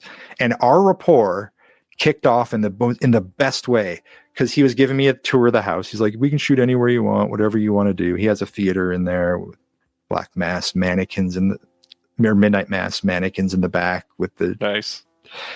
On the walls, he has like all this memorabilia from The Natural and Field of Dreams and The Rocketeer and the hat from Dr. Sleep and all this other. I mean, and he's like, yeah, pick it up, check it out. He's got Tom Servo and whatever. It's insane. And he's giving me the tour of the house, and we go into his office, and I freeze. There's a cane on a stand right by the door. And I said, oh my God, is that what I think it is? And he goes, wait, are you a Storm of the Century fan? And I'm like, is that Linoge's cane? He's like, that's Linoge's hero cane from, yes, you're a fan. And I'm like, am I a fan? I love Storm of the Century. And it has one of the best audio commentaries in the history of audio commentaries, by the way. Yep. So it was a very quick bond. And he said, well, then turn the corner and let's keep talking. And I turn the corner and find myself standing in front of the most incredible Stephen King collection I have ever seen. Yeah, the other memorabilia is cool, but I'm a King guy, and being close to like the box set edition of The Stand and all this other stuff. And then I look down, and there's the typewriter from Misery. Oh, jeez. And there's the hammer from Misery. Mike Flanagan isn't just getting a chance to work on Stephen King's stuff. He is fulfilling a lifelong dream to work on Stephen King stuff. And he's not coming at it lightly. He lives it. If you enter his home, the man lives it. He really does. And I cannot say enough great things about him. And everybody who came in to do the interviews was so generous with their time and their storytelling. And I think it's a great portrait of a guy early in his career who did something in a newish medium, the streaming thing, who had some complicated relationship with that eventually, right? And that's why he wrestled back the rights. And to your question about the video commentary on that was Jeff Rowland. So that's the internal executive at Shout Factory. And he came up with the idea. He's like, can we throw a camera up in the corner of the room? And so we did it. It was kind of crazy because I had to be hopping in and out of the room because we were like doing other stuff out in the kitchen area where we had gear staged and things. So I would come in, check the audio, head back out. And I think to cover me in that, they put like the box of the movie in the middle of the screen where I was sitting, which is kind of meant to sort of hide me getting in and out of that room all the time because I ruined it. But anyway, it was an honor to be part of, and Mike's incredible. And he sent the sweetest email when it came out shortly before, after he saw everything and had approved all the special features and stuff. And I had all this, he gave me everything from behind the scenes. He gave me all of the BTS stuff that anybody shot with their phones, with EPK, anything. And I got to use it all in the documentaries and everything. And I just love the guy so dearly. And that experience is something I'll never forget. Never forget. To see somebody that loves physical media be able to wrestle his streaming only film and get a 4-disc loving release with all kinds of new special features, new cut, new everything, was such a I'm so happy for him type of moment. And then to have the release be genuinely great is just so gratifying for people that love him and Stephen King and this legacy that he's been holding for Stephen for all this time. I'm stoked that you can work on it. It turned out just incredible. Yeah. It's an honor. To pivot ever so massively from Mike Flanagan. I mean, bringing out the dead, to be able to work on this, to be able to see a Scorsese film that people have been wondering, where the hell is it? Why is this one that we can't see? Why is this one that Criterion hasn't touched yet? What is going on with the rights? Suddenly come out and get a very good release, be very happy, and now be fully out of print. Let's hear some of these stories behind the scenes and all that stuff. For now. I mean, we all kind of know it's probably coming again soon. Okay. Well, they just announced Breakdown, so you never know what may be coming down the road. Right. But I've been knocking on that door like the biggest pest ever since that thing, because it ran out of print in like 2 weeks. Literally on pre-order, I think. On pre-order. Yeah, it came out, and if anybody had one, it was like grab it and run, which was a real shame. That project was something that I pushed for so hard, and I was so annoying to the team at Paramount. Because I love that movie a lot. Yeah. And that's one of them that I bring up time and time again to people. What's an unsung movie? What's like the hidden gem, whatever. Always point to that. I held on to my original Paramount DVD with that red cover forever and ever, assuming nothing would happen with it. And then it became a running joke with me and the people inside Paramount, where we'd have a meeting about Paramount Scares or about Breakdown or whatever else, and I'm like, and I can't wait to get going on Bringing Out the Dead, and they're like, oh, Justin, you're such a dick. Eventually, though, and I think it was with the aid of Killers of the Flower Moon happening, the door started to open around it, and then it became a waiting game for Scorsese and Cage, because Scorsese was he was reshooting. He's back in Oklahoma. And we had to be patient. And Cage was on board, very enthusiastic. He would be doing media events for new movies that had landed. And he's in the press queue. And they're like, so what else you got working on? Well, I'm really excited that Bringing Out the Dead is finally going to get a proper release. And I'm going to be part of that. Like, he was talking about it on worldwide media TV and stuff. So I'm like, but it did get to the point, especially with Scorsese and his schedule, where it was like, okay, is this going to happen?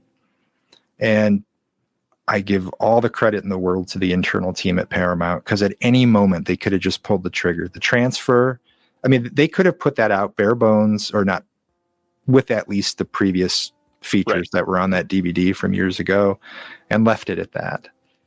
But they were so wonderful about being patient, and man. And then, just like so many other things in entertainment, I get the call or the email that Scorsese is available, and it's like, but it's like this Friday, and you have one day before he goes on this international media blitz for Flower, and it has to be in New York City, and here's a list of the hotels that are acceptable to film at, and this Friday. So let us know what time you'll be here. Whoa, this is like 2 years of waiting and emailing and okay, can't wait. And thank you so much for your time. We'll look forward to hearing from you and all that stuff. And then all of a sudden it's like the lights flashing green right in my face. And so again, tip of the hat to Paramount, that that team moves so fast to help put the pieces together to get me and the internal gal up to New York City.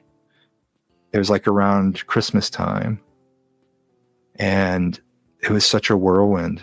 It was like a couple days. Oh, I reached out to Paul Schrader, who was super excited to talk, which I was thrilled about, because you never know with Paul, but he was wonderful on the day and very generous with his time too. And then we found all this unused EPK stuff, interviews from the set of the film that nobody had done anything with, which is an unreal find. The only other time we encountered that was on Golden Child, which was one of my early Paramount titles, which that's the bulk of what we had to work with, was just this on-set interview stuff. And I'm like, this is you. And I couldn't put it all in there, but I really, really wanted to. Just like, let's put these interviews uncut. Yep. Eddie Murphy is talking about his concept for the movie Raw. during shooting of Golden Child. It didn't have a name yet, but the way he describes it, I had this idea, and he's giving all these kudos to Richard Pryor.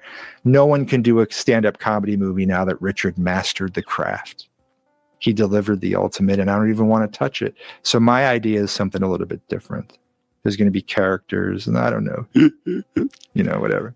It's amazing. You see that stuff. To see that. Yeah. So Bringing Out the Dead, all of a sudden in front of me is Tom Sizemore and Ving Rhames and John Goodman. I mean, the whole cast is right there. Patricia, everybody. Nice. On the set of the film with all this behind the scenes stuff. And then Bob Richardson has always been great with me. Like when I've done a bunch of the Oliver Stone movies, and Bob was always down to come and talk, and we bonded over our love for the Doors early on. And so he showed up for it. The best, though. I'm the hugest Nicolas Cage fan. And never would I think that I would get the chance to go hang out with Nicolas Cage. Chris Alexander, back to him from Fangoria, has an incredible, that trumps mine by 1,000% story about Nicolas Cage. Those of you who are watching, search for Chris Alexander and Nicolas Cage and maybe the word island.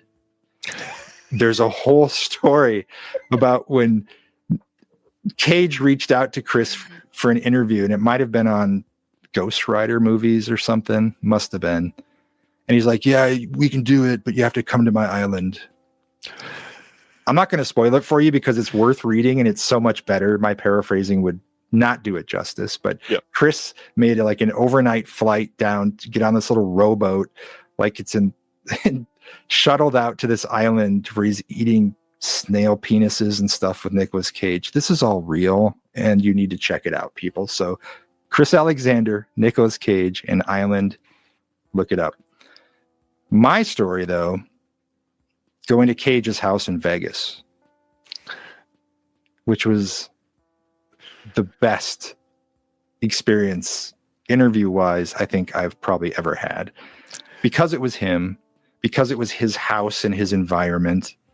I mean, and he couldn't have been sweeter the whole time. He couldn't have been more grounded, more real. He had made notes on his phone to make sure he talked about all the stuff that he wanted to talk about. How many people, the number of people who have walked into interviews with me in like 15 years now or whatever, with notes. Yeah. That's it. Incredible. He had a new baby, and he wanted us to meet the baby, and kept walking over, like as we were setting up, he's hanging out with his kid. He's got this grand open plan for his layout of his house, this massive fireplace in the middle, a dining table that's like the one in Batman when Vicky Vale's sitting on one end and Bruce is all the way down here, and they're like, what? I can't, it's like that's Nick's life in his dining room. There's an aviary in the back of the room with a bunch of large birds living in it. There's fish tanks everywhere, horror posters all over. In the middle of all this are little tykes, climbers, and plastic houses for his kids. But the thing he was most excited about out of all of it was he's like, I got to show you my new room that I just finished. And he's like, oh, yeah. It's downstairs. Did I tell you about this already? No, you wrote a big long write-up about it on Facebook or something. And yeah, okay. It's an incredible piece. And am I remembering this was in Vegas too, right? Vegas, yeah, Las Vegas, yeah. And he's like, you got to see my black light room. And I forgot that I had posted that. So if this is repeat for anybody, apologies. But anyway, under his living room, there's like this tight metal spiral staircase, like in The Haunting. Because of course. Although way smaller, because of course. And it's Las Vegas. And I'm thinking, right. Sure, how many gangsters have lived in this gate? Because he lives in a gated area of Vegas, like which you need to if you live in Vegas, from what I understand. And anyway, you go down this little staircase, and it's a hallway that's covered on all sides except the floor in blacklight posters, like what we used to have when we were the Fuzzy, and you get them at fairs or whatever, and they have like a Spencer's. Spencer's. There you go. The Grim Reaper, like holding a snake, and I don't know. AC/DC and shit. But it was all this all the way down the hall, and there's just a little room at the end of it, no doors, just a hallway, which I'm sure people have probably been murdered in, whoever lived in this house before. And then Las Vegas, come on, gangsters, whatever. Yeah. And he's like, I hear him, isn't it great? He was so proud of his black lights in this underground hallway in his house. He was just charming and wonderful and sincere.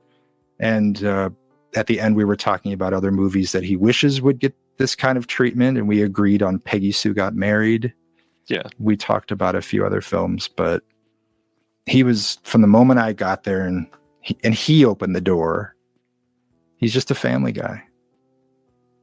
He is. I mean, everyone thinks there's crazy Nicolas Cage, but I can say when you see him at home, he loves being around his kids and his wife. And just a man in his black lights. Just a man in his black lights and his aviary full of giant birds. And giant dragon sconces all over on the floor and his Batman table. Awesome. It was great. And then when it came out, I was so excited. Yeah. And singing from the mountains about this thing, and then it sells out so quickly because that was part of the Paramount Presents series. And if you recall, when that was going, all those were limited. Yep. And I think that happened on Breakdown too. I think Breakdown sold out pretty quickly as well. Some of the other stuff I did, like Blue Hawaii, didn't do very well, even though I was super excited to work on that. Yeah. And a few, but for the most part, a lot of those titles did very, very well. Yep. And then it just became, again, like me being annoying about Bringing Out the Dead again. Now it's, okay, we did it. When is it going to hit general catalog? When's it going to hit general catalog? And I sent that same email today, a matter of hours prior to you and I connecting, to ask once again, is this going to happen? And I'll just say never. And I certainly hope that it happens sooner than later, because there's still people asking me about it all the time. Of course. And it was that was it. That was the swan song. That was my final project with Paramount, which is crushing, but also at the same time so perfect. Yeah. Because it's the one that I was like chasing around, and the one that we had to be so patient with, and the one where I'm in the room with, I mean, just all of it, the whole all the stories behind it, all the lead up, all the hubbub, the rush, the week of the shoots in New York. Paul Schrader showing me the finger where Scorsese's dog bit him at some party, I guess. Anyway, he had a big bandage on his face. I'm like, what happened? He's like, we'll ask him. You know, his dog bit me. Well, he told you it was a biter. But anyway, for that to be it, I hope it comes back someday if some miracle happens and Skydance loses ownership of Paramount and decides to invest in physical media again. But I'll always, I mean, what better way to ride off in the sunset, you know? And really, it was the same with Shout and Hush. Hush, I think, it was certainly the last production for me. Wow. With Shout. I was also working on Born on the 4th of July. Yeah, and JFK at the same time. Maybe Born on the 4th of July might have been a little earlier, or I might be flip-flopping those, but I think Hush was the last actual release with them too, and that experience with Mike was unforgettable. Yeah, and it's a pretty robust thing to end on. It really is in both cases. I mean, a happy accident. If something had to come to a conclusion, I'm glad it did in those ways and with those films. Yeah. I mean, the companies that you've worked for throughout the years are kind of crazy to run down the list. I mean, first of all, a lot of people that do this don't ever get a chance to be not even like touching studio things, but to be so close with studio things. Right. And for you to be, deep inside Paramount has got to be such a cool thing. I mean, you were mentioning the archive. Literally everybody that has a Paramount deal always mentions this, because most studios will say, no, we don't have anything. Yeah. And that's it. Sorry. And a lot of them don't. A lot of them don't maintain that. Yeah. With Paramount, it's literally, we might, and we will send people down there and literally uncover as much as we can. And most of the time, they have something. Their archive is incredible. in the years that I've been talking about this stuff, the stories that always rise to the top are somehow, there are many, but some of the greatest rewards for me are relating to finds and discoveries with that team and things that I was allowed to do that I really probably didn't have the right to do. Like on The Last Castle. Did we talk about that last time? I don't think so. I think we did before we recorded, but I don't think we went deep into it during. Okay. So The Last Castle, for those who aren't aware, is an amazing movie and is absolutely one to track down. Robert Redford, James Gandolfini, Mark Ruffalo. It is so stacked. It's a real powerhouse film, but it suffered a really unfortunate fate. That when they were in post on this movie, they had released teaser posters and trailers, maybe a trailer, but definitely ads and posters. The movie is about a military prison being overthrown by the inmates, led by Robert Redford, who's put in there. And the poster was like 2 military prison towers on fire with a tattered flag in the foreground. And then 9/11 happened. Yeah. And so they had to recall the whole ad campaign. They sent out apologies. I tracked down on eBay some of the materials that were sent out to different newspapers and theaters. Like, we're so sorry. Pull what you have. Use this stuff instead. And so as a result, the movie just came and went. It just absolutely disappeared. But it's a real powerhouse film. And that was so much fun to be part of. But one of the stories, similar to with Breakdown, the director, when he was talking to me about the impact that 9/11 had on the film, and it's not just its release, but the film as a whole. Right. Originally, that film, and they shot it, was meant to end. Spoiler? Can I give a spoiler here? Where of course, yeah. Okay. The film, Redford's character passes away, and it was to end with his military funeral, and at the end of it, in this very symbolic gesture, the flag from his coffin is folded up and then handed to his daughter, which is a certain moment of closure that if you watch the film, you know their complicated relationship is very much at the heart of a lot of the movie. And so it's a moment that really matters. It really did. But I understand their desire to not have something like that at the end of a movie at that time. I very much respect that, of course. But when I was talking about it with him, he mentioned that he's like, I've never even seen the footage. I don't know what happened to it, but I don't know. And so I went to the archive team and I'm like, if I could just get some stills, if I can get anything, if we have any scraps of that day. And they came back, to my astonishment, and said, not only do we have it, we have everything on the day. Jeez. It had never been assembled. But it's like, take 1, take 2, take 3, take 1, take for the whole thing. Like, you're seeing the trumpeters, you're seeing the hands over the casket folding the flag. It's all there, and the scratch audio is all there too that they had on the day. I only say scratch because it wasn't processed and cleaned and all that. And perfect. Okay, so I can at least cut this into the piece, right?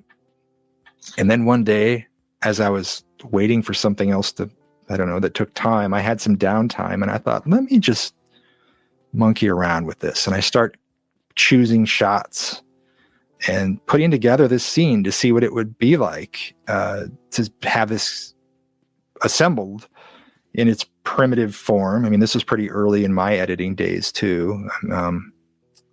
I'm an eternal student in that regard, and I have a million miles to go to get anywhere near to the Felshers and these guys that are out there, but I'm doing my best. But on this day, I decided to cut the end for The Last Castle. And then I sent it in to my then executive at Paramount. And I said, hey, here's what it would look like, but I'm going to choose a few bits and pieces. And he came back and he's like, no, hold on. Let me send it to legal. What? Long story long, again, it gets cleared and it's on the disc. So the alternate ending that's on that disc, which I think is now up to 4K maybe by Kino, or someone else has picked it up. It's lived on. It's continued to live on, which is so exciting. That edit is by me, and I had no right to be doing it. But what an amazing thing to cut a scene in a Robert Redford movie when I probably shouldn't have been. And for them, but for them to support me in it, for them to be like, yeah, you know what, this is cool, instead of what have you done, which is totally what I expected to get back. All goes back to the archive team, though. They could have easily just said, because I don't think that stuff was on their inventory sheet. They could have easily just said nope. But they went and they found every bit of it and sent every bit of it to me. They could have just sent me clips. That's true. They could have done a million things, but instead they just gave me the whole thing, and it was so awesome. So, yeah. That's so cool. I don't know if you're privy to this information.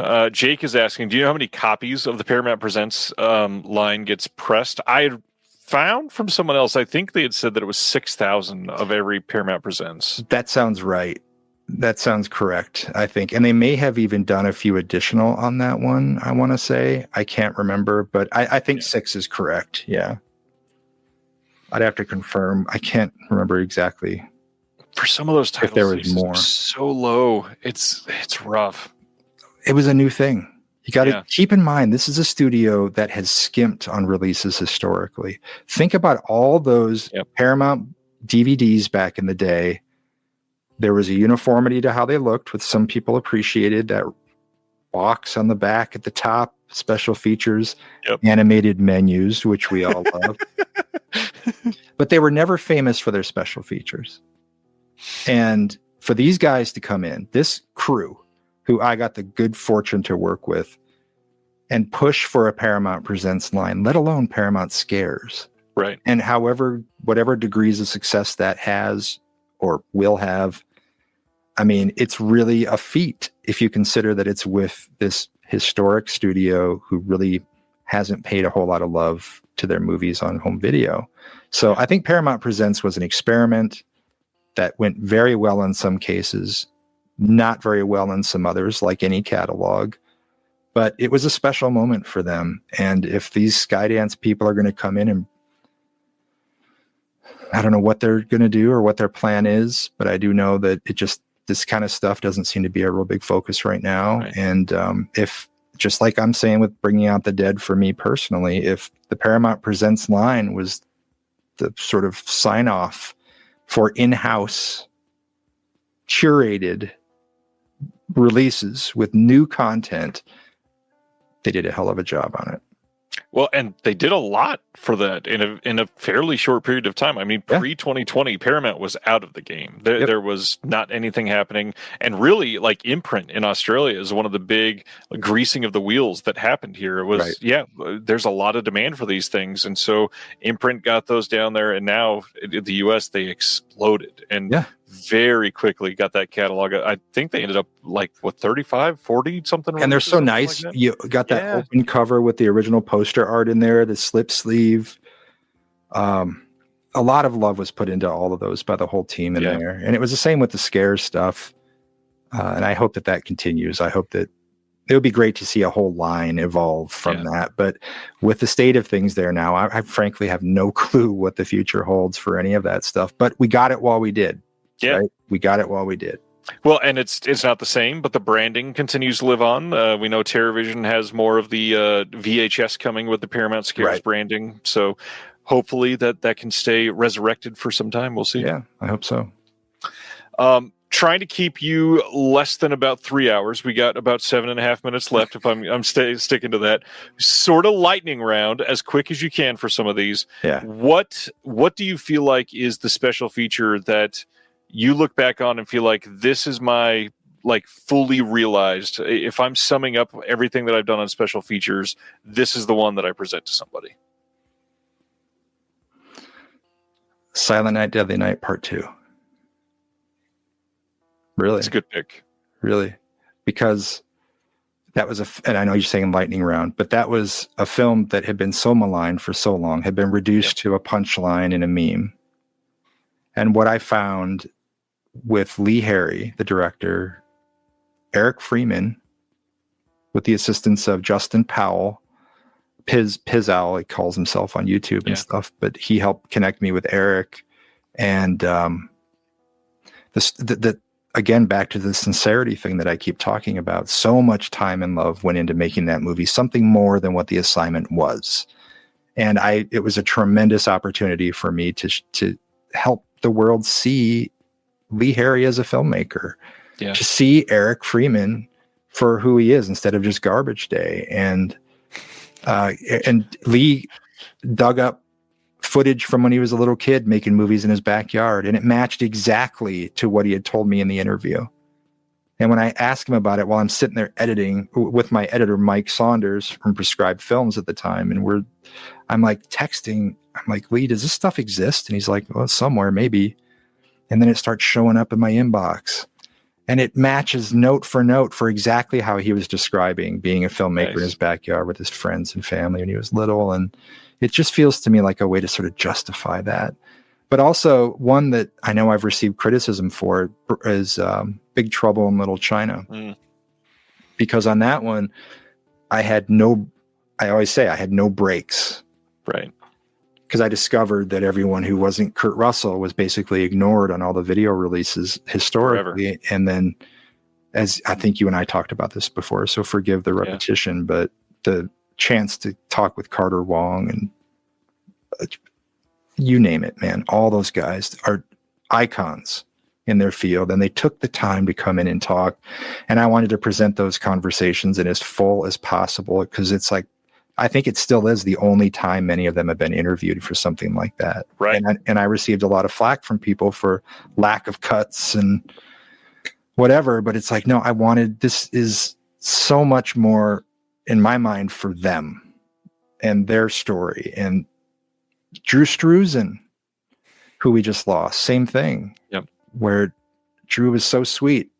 I should have been more prepared here. He sent me after the interview with him for that. He sent me a charcoal drawing of a panther and signed it Drew Struzan, which I think he usually just signs Struzan on stuff. And then he sent me this other thing. Damn, I should have brought it here. It's this quote from Thoreau about if we could only look into each other's eyes one more time. I'm not going to paraphrase this and ruin it, but it's like the sweetest thing. And so I have them hung like that side by side. Like, who does that? I haven't. It's incredible.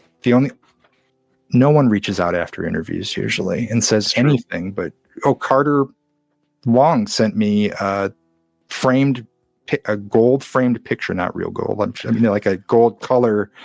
I don't know. Picture of him in a temple with a thank you on it. And it says good luck on it. Like that happened on the same project on Big Trouble. And so I'll take all the shit I can get from people who are complaining about my lack of edits on that. My job was to get these people's stories out there. And I wanted it to be as thorough as I could. And so I'm honored to have been part of any of that, let alone having these guys say such nice things. But well, and now how fortunate we're probably not going to get another release of that, because now it's under the Disney catalog. So that's probably the last word on it. Yeah, think about that. Yeah. Well, it was those two are the two that I probably talk about the most, and then Bringing Out the Dead, of course, is like the perfect adios. One that we didn't talk about last time is I've had people ask me how I'm doing it, but the big question is for somebody like you, how do you do all this from Iowa? How are you somebody that lives in Iowa and is working on these major projects for people that are nowhere near Iowa ever? Well, having incredible people around me is the answer to that. I have my cinematographers in LA. I like all over the world in pockets. Yep. I have these amazing DPs who I work with, and oftentimes I'm asking someone for a referral. Like Anthony Ferrante has been great in a number of cases because he's shot kind of everywhere. So he knows people all over the place. Hey, do you have someone in blank? And that's kind of something a lot of us in this side of the business do anyway, because there aren't that many of us out there playing this game. So for the most part, it seems like at least the people close to me were all very happy to share contacts and references and whatever. But it's a combination of being able to conduct interviews remotely from here with a camera person in the room with the other party, or depending on how deep I am in all these projects, the cinematographers might handle the interview in person with what I've sent them. I try to be there in person as often as I can. In fact, tomorrow afternoon, I'm flying out to LA. Nice. And I'll be out there for a week shooting stuff. And but COVID helped level that field a little bit, because it made it acceptable to have someone on a screen talking to you instead of having to be in the room. And so I'm very grateful for that. And the technology's evolved a lot since COVID too. Like Zoom resolution is such trash, and it maxes out at like 720 or maybe even 480. I don't know. 720. It was such a miserable thing to have to struggle with during COVID. And then come services like Riverside, where I can get 4K and whatever else. So you can also get some pretty solid remote stuff shot now too, with people in other countries or somewhere where I don't have a crew or can't find someone. And a lot of times people pop up at the last minute. Oh, I'm available now. And we can do that now. So back to my point, I mean, it's like, it's varying degrees of means to be able to do it. And to me, it's all about gathering those stories. But it's true. I mean, I would start rattling off names, but I don't want to make anyone feel like they're left out in doing that, because everybody is so vital to this effort. Yeah. And so, I mean, ultimately the company it's me here in Iowa, yes, as you said, but it's not. It's this family of impossibly awesome creative people that are around me and supporting me. And my friends, like I mentioned, Lynn, who doesn't work for my company, Lynn Amaker, who I mentioned at the very beginning of this, but is always helping me with stuff, layouts and graphic things. He's a computer guy who knows so much. I could just run down a list, but I'm a part of it. Yeah. But it's this family. It's a family. So much of this is literally just networks of people and building the relationships and trust, and being able to say, oh, I need this person on this day. I know that I can trust these 4 people and be able to reach out to them at any point. It's kind of incredible to see how many people touch a single one of these projects, let alone like an entire company's lineup. No, it's absolutely. And I love when someone reaches out. It just happened today. Someone, hey, do you have anybody in blank? And I do. Here's their name. And it was New York City. So it takes me back to shooting with Scorsese and all that up there. But I'm like, yeah, absolutely. I got a great guy up there. And it spread the love. We're all fighting the same fight. And anybody who claims this is a one-person thing, I don't know how they would do that, first of all. But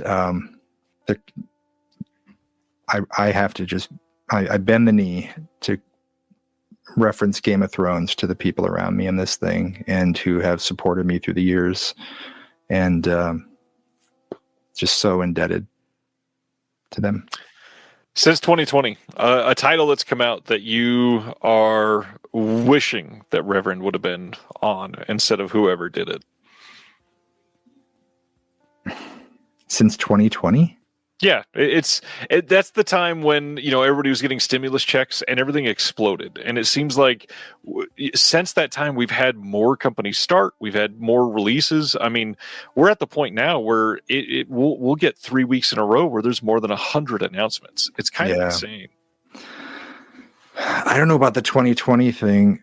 A few that I wish, like Night of the Demons for Shout Factory. I wish I would have been on those. I did an exhaustive. That's what got me the gig at Fango, was this bloated Night of the Demons retrospective I wrote and sent to Chris. I'm like, can I write for the? I hear you're heading in as editor. Yeah. And still, anyway, Night of the Demons. I love those movies so much, and so I already had all the contacts. And when I heard that it was being released, I'm like, oh, okay, guys. And they're like, oh, it's already done. I'm like, oh, man. So that was one. I wish the Halloween box set. Yeah. We're not talking 2020. I did work on that 4K set. I worked on Resurrection. on that one. But I wish I could have done that whole box set. Yeah. There was a time when that was discussed, and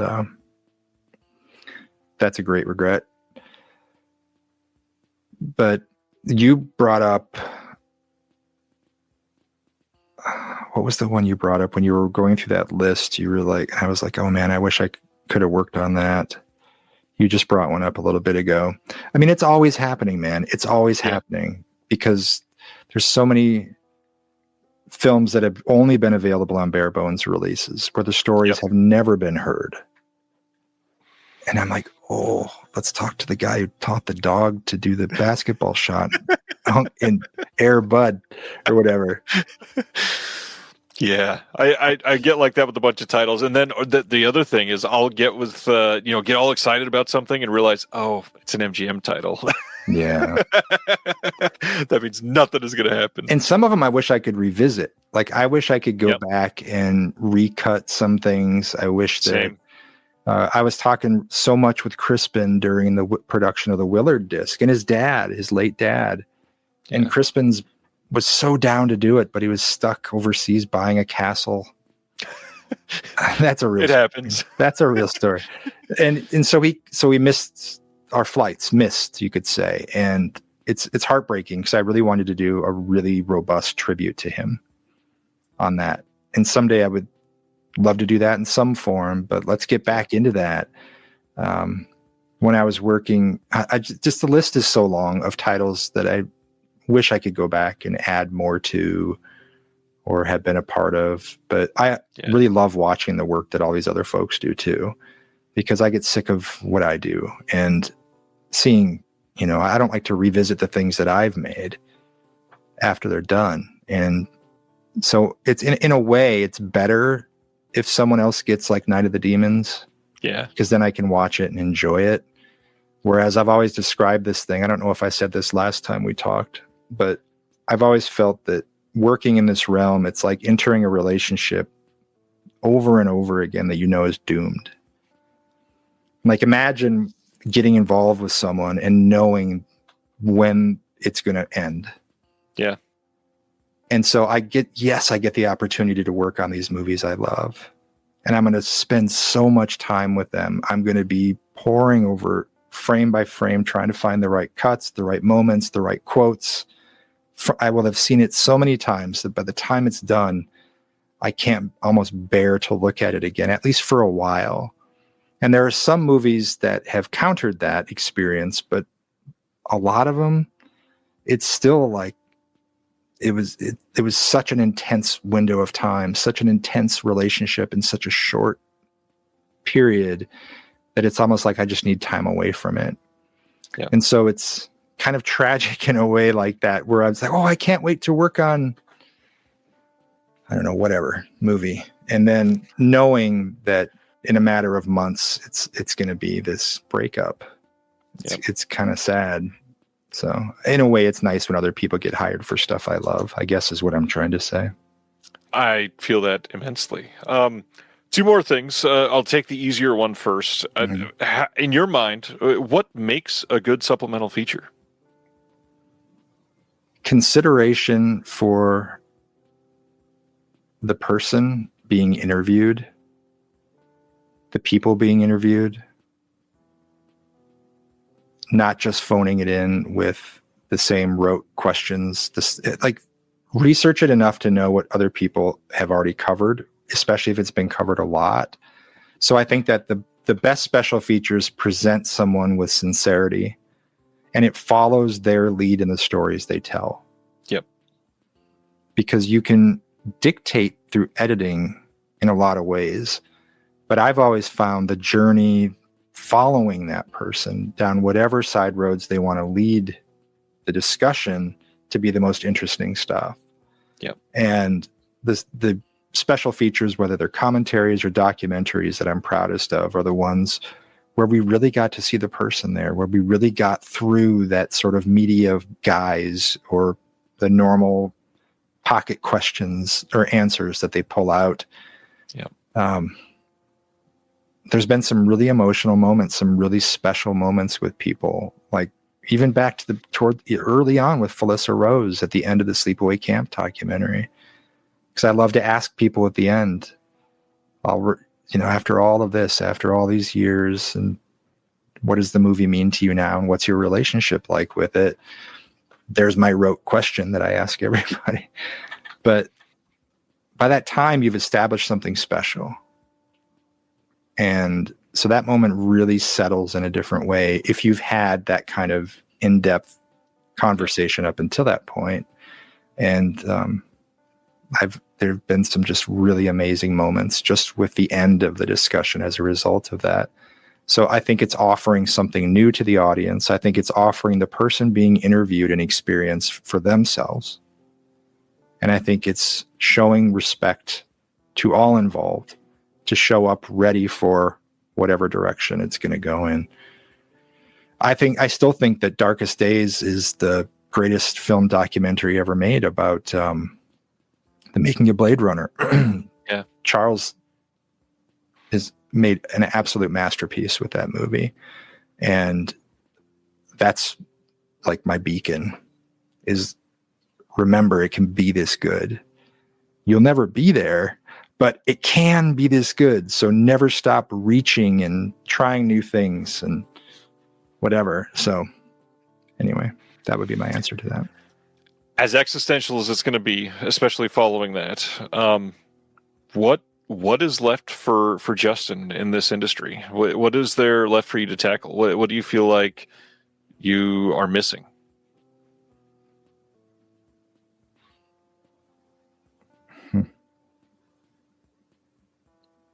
Nothing. If this ended tomorrow, I'd be okay. If it ended now. Yeah. I mean, it's really, you're asking me the same kind of question that I asked these people that I was just talking about. And Here I go. But it's given me a life that I never expected, Ryan. And I'm not rich. And I'm not out hobnobbing with celebrities or anything, but I'm really honored and proud to have been able to do what I have, even with my limited means. None of this was a plan, just like with the record you asked at the beginning. Like, there was no plan to make an album. I became obsessed with creating something, and then it happened. And that's kind of how this whole road has been for me. Has been just continuing to do, and to try to do in a way that serves the things we were just talking about in the last answer. But I don't have any goals in it, because I'm so surprised that any of it's happened. And it's an industry where there's no ladder to climb. Right. And what matters to me is family and friends, and they're always going to be there. So if this whatever, I'll go back to working for a finance company or whatever else I need to do. But I'll always look back at it fondly and be so grateful for what I've been afforded in this, because this guy from Iowa shouldn't have been a part of it at all. And that's how it's happened, though. So I don't know. Bad answer. Terrible answer for that. Great question. I mean, it's not, though. It's one of those things. There are many reasons to do this sort of thing. And I think that speaks to the kind of person you are, the kind of person that I am about this. Is I never sought out doing a lot of this stuff. It was mostly just, it happened and I needed to help somebody. And suddenly there's opportunities that come from that. And I don't have the goal of, making a film. Like I've never been somebody that's desired to be a director. I've same thing as probably many of the people in the chat tonight. Like I did like stupid, silly short films with friends and stuff like that in high school. But sure. I've never thought I'm going to write a film and see it play in a festival or anything like that. And there are people in this industry that are doing stuff like this that have those goals, that they are seeing this as, I'm building up skills to be able to do that someday. Absolutely. I will be releasing a film. Yep. There are many of these people that do it to meet celebrities. There are many of these people that do this to get rich, and you're in the wrong industry because it does not pay. I would guess, though. I mean, I really want to say that after the years of meeting people on all kinds of levels of success, and most notably and importantly to me, after being part of so many film festivals over time, or conventions that have film festivals and stuff, most people aren't in it for those reasons. No, most are not. The filmmakers that I meet, the people I'm lucky enough to sit with, I can't even think of how many of them even talk about money. Right. I mean,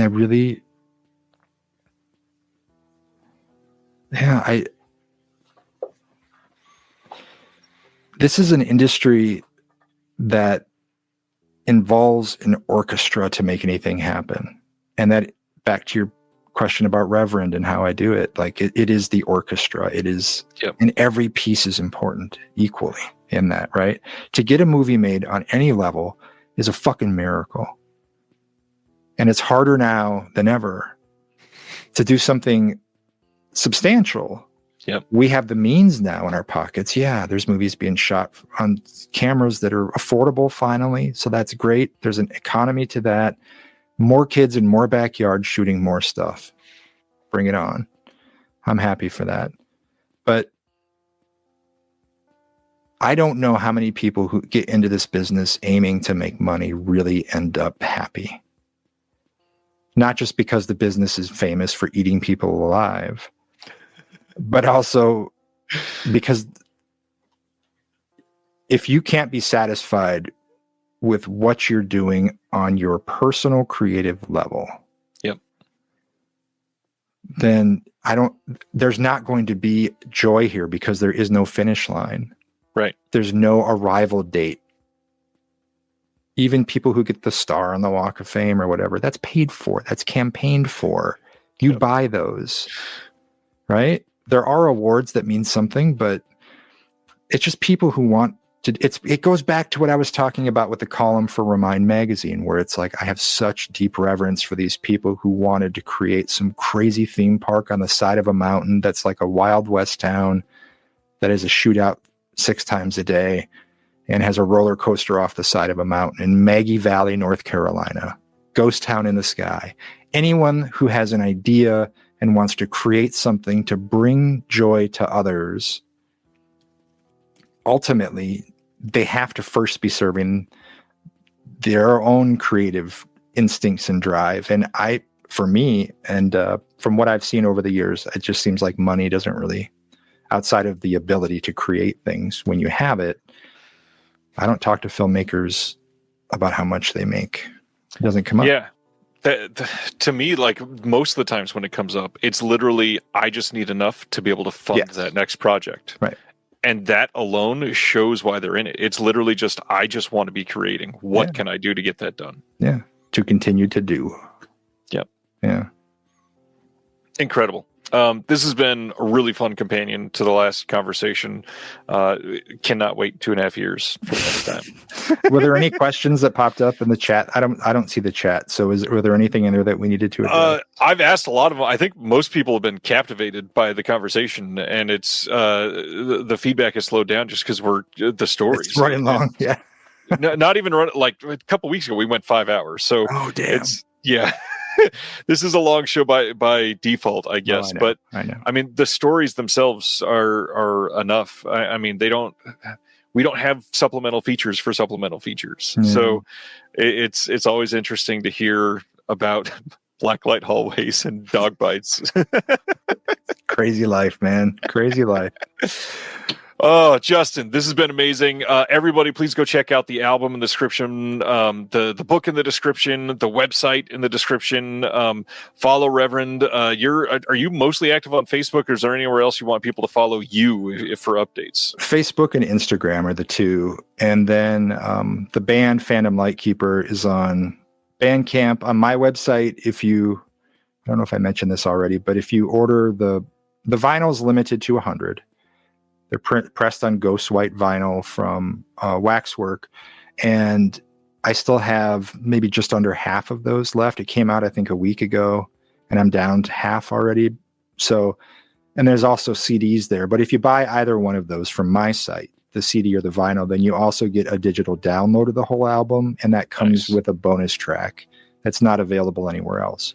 That being said, it's also available, excuse me, on Bandcamp. So you can get it there. But on my site, I have samples and things if you want to hear some of the songs and my crazy noise that I make with it. Thank you for spotlighting that, man. I appreciate it. It's been a hustle to get this thing out there, and it's really cool to chat with you about it. Well, and everything else. I don't think we've talked about it, but I feel like I've heard you talk about somewhere else about imposter syndrome. And it's something I struggle with immensely, literally on like a daily basis. I don't know why I'm in a room. I don't know why I'm having a Am I wearing this shirt? This person. Exactly. And it's like, sure, okay, I'll deal with it, but it still feels weird. And marketing myself is one of those things that I don't like telling people about anything that I do. I just want you to know about it. Yeah, this is such a strange thing for me, because if you think about, we're talking about the orchestra of people involved with making film and documentary and these awesome team members I have around all over. And with this, though, it's just me. And so to answer for it, it feels so vulnerable, is what I've talked about before. And when Greg and Pearl had me on Land of the Creeps, I got straight up emotional about it, because I was still dealing with this being a thing now. Because it's one thing to create something and be in the mania of its making.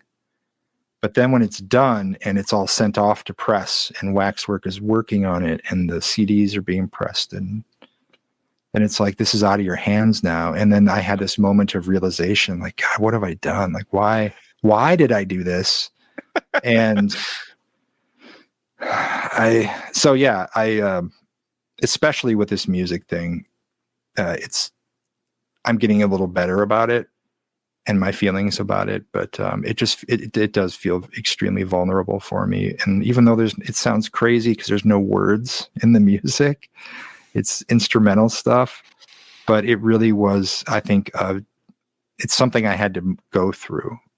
Yeah. And I didn't realize that until two things happened.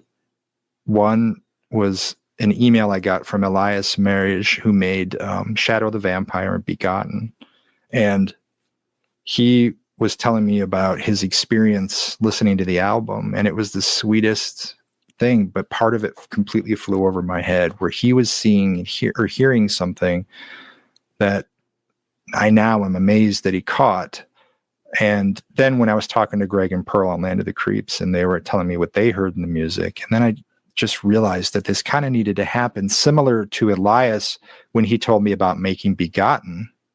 He said that's a film that had to move through him. It had to happen. Yeah. And it was a process he didn't know how to turn off at the end, because he didn't know how or why or when to say enough is enough. And a friend had to intervene and get him, like, pry his hands away from editing on the thing. Like, it just has to be done at some point. Got to give it to the world. And so not to get too heady about the whole thing, and this is fucking instrumental weirdo surf stuff, but it really meant a lot to me to make it. And you're hearing it basically chronologically as you listen through the album as I recorded the tracks. The only two that are flipped are the first two. Yeah. But everything else, it's like the process of my making it is right there in real time. And it was an immense joy to make that. And so I don't know that I'll ever be comfortable with the guitar in my hands instead of drumsticks, but I sure as hell do love making some noise with this. And I'm excited to continue doing it. Well, I enjoyed it. So thank you. Thank you. Thank you. On that note, other than we'll see you next Thursday, when do we get a good release of Begotten? God damn it. Somebody put that out. We'll talk. On that note, have a good week, because I got to talk to Justin after this outro. We'll see you all next Thursday. Have a good one. Be safe. See you then. Thank you for watching The Disconnected. On the way out, make sure that you are subscribed to the channel, that you've liked the video, and that you've copied the link to be able to share it with someone else that may appreciate this.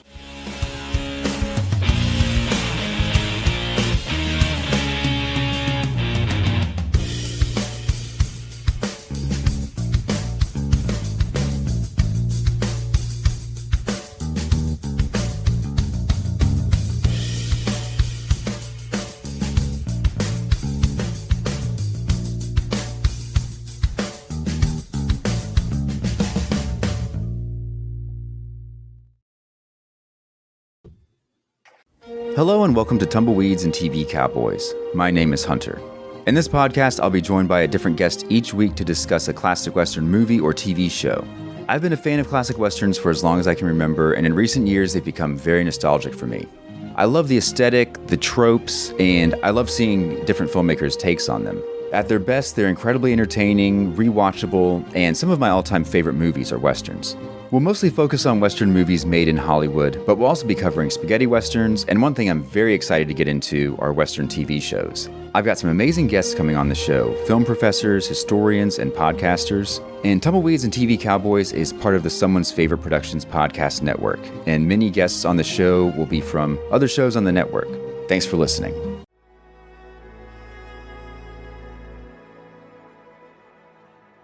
Thank you for listening. To hear more shows from the Someone's Favorite Productions podcast network, please select the link in the description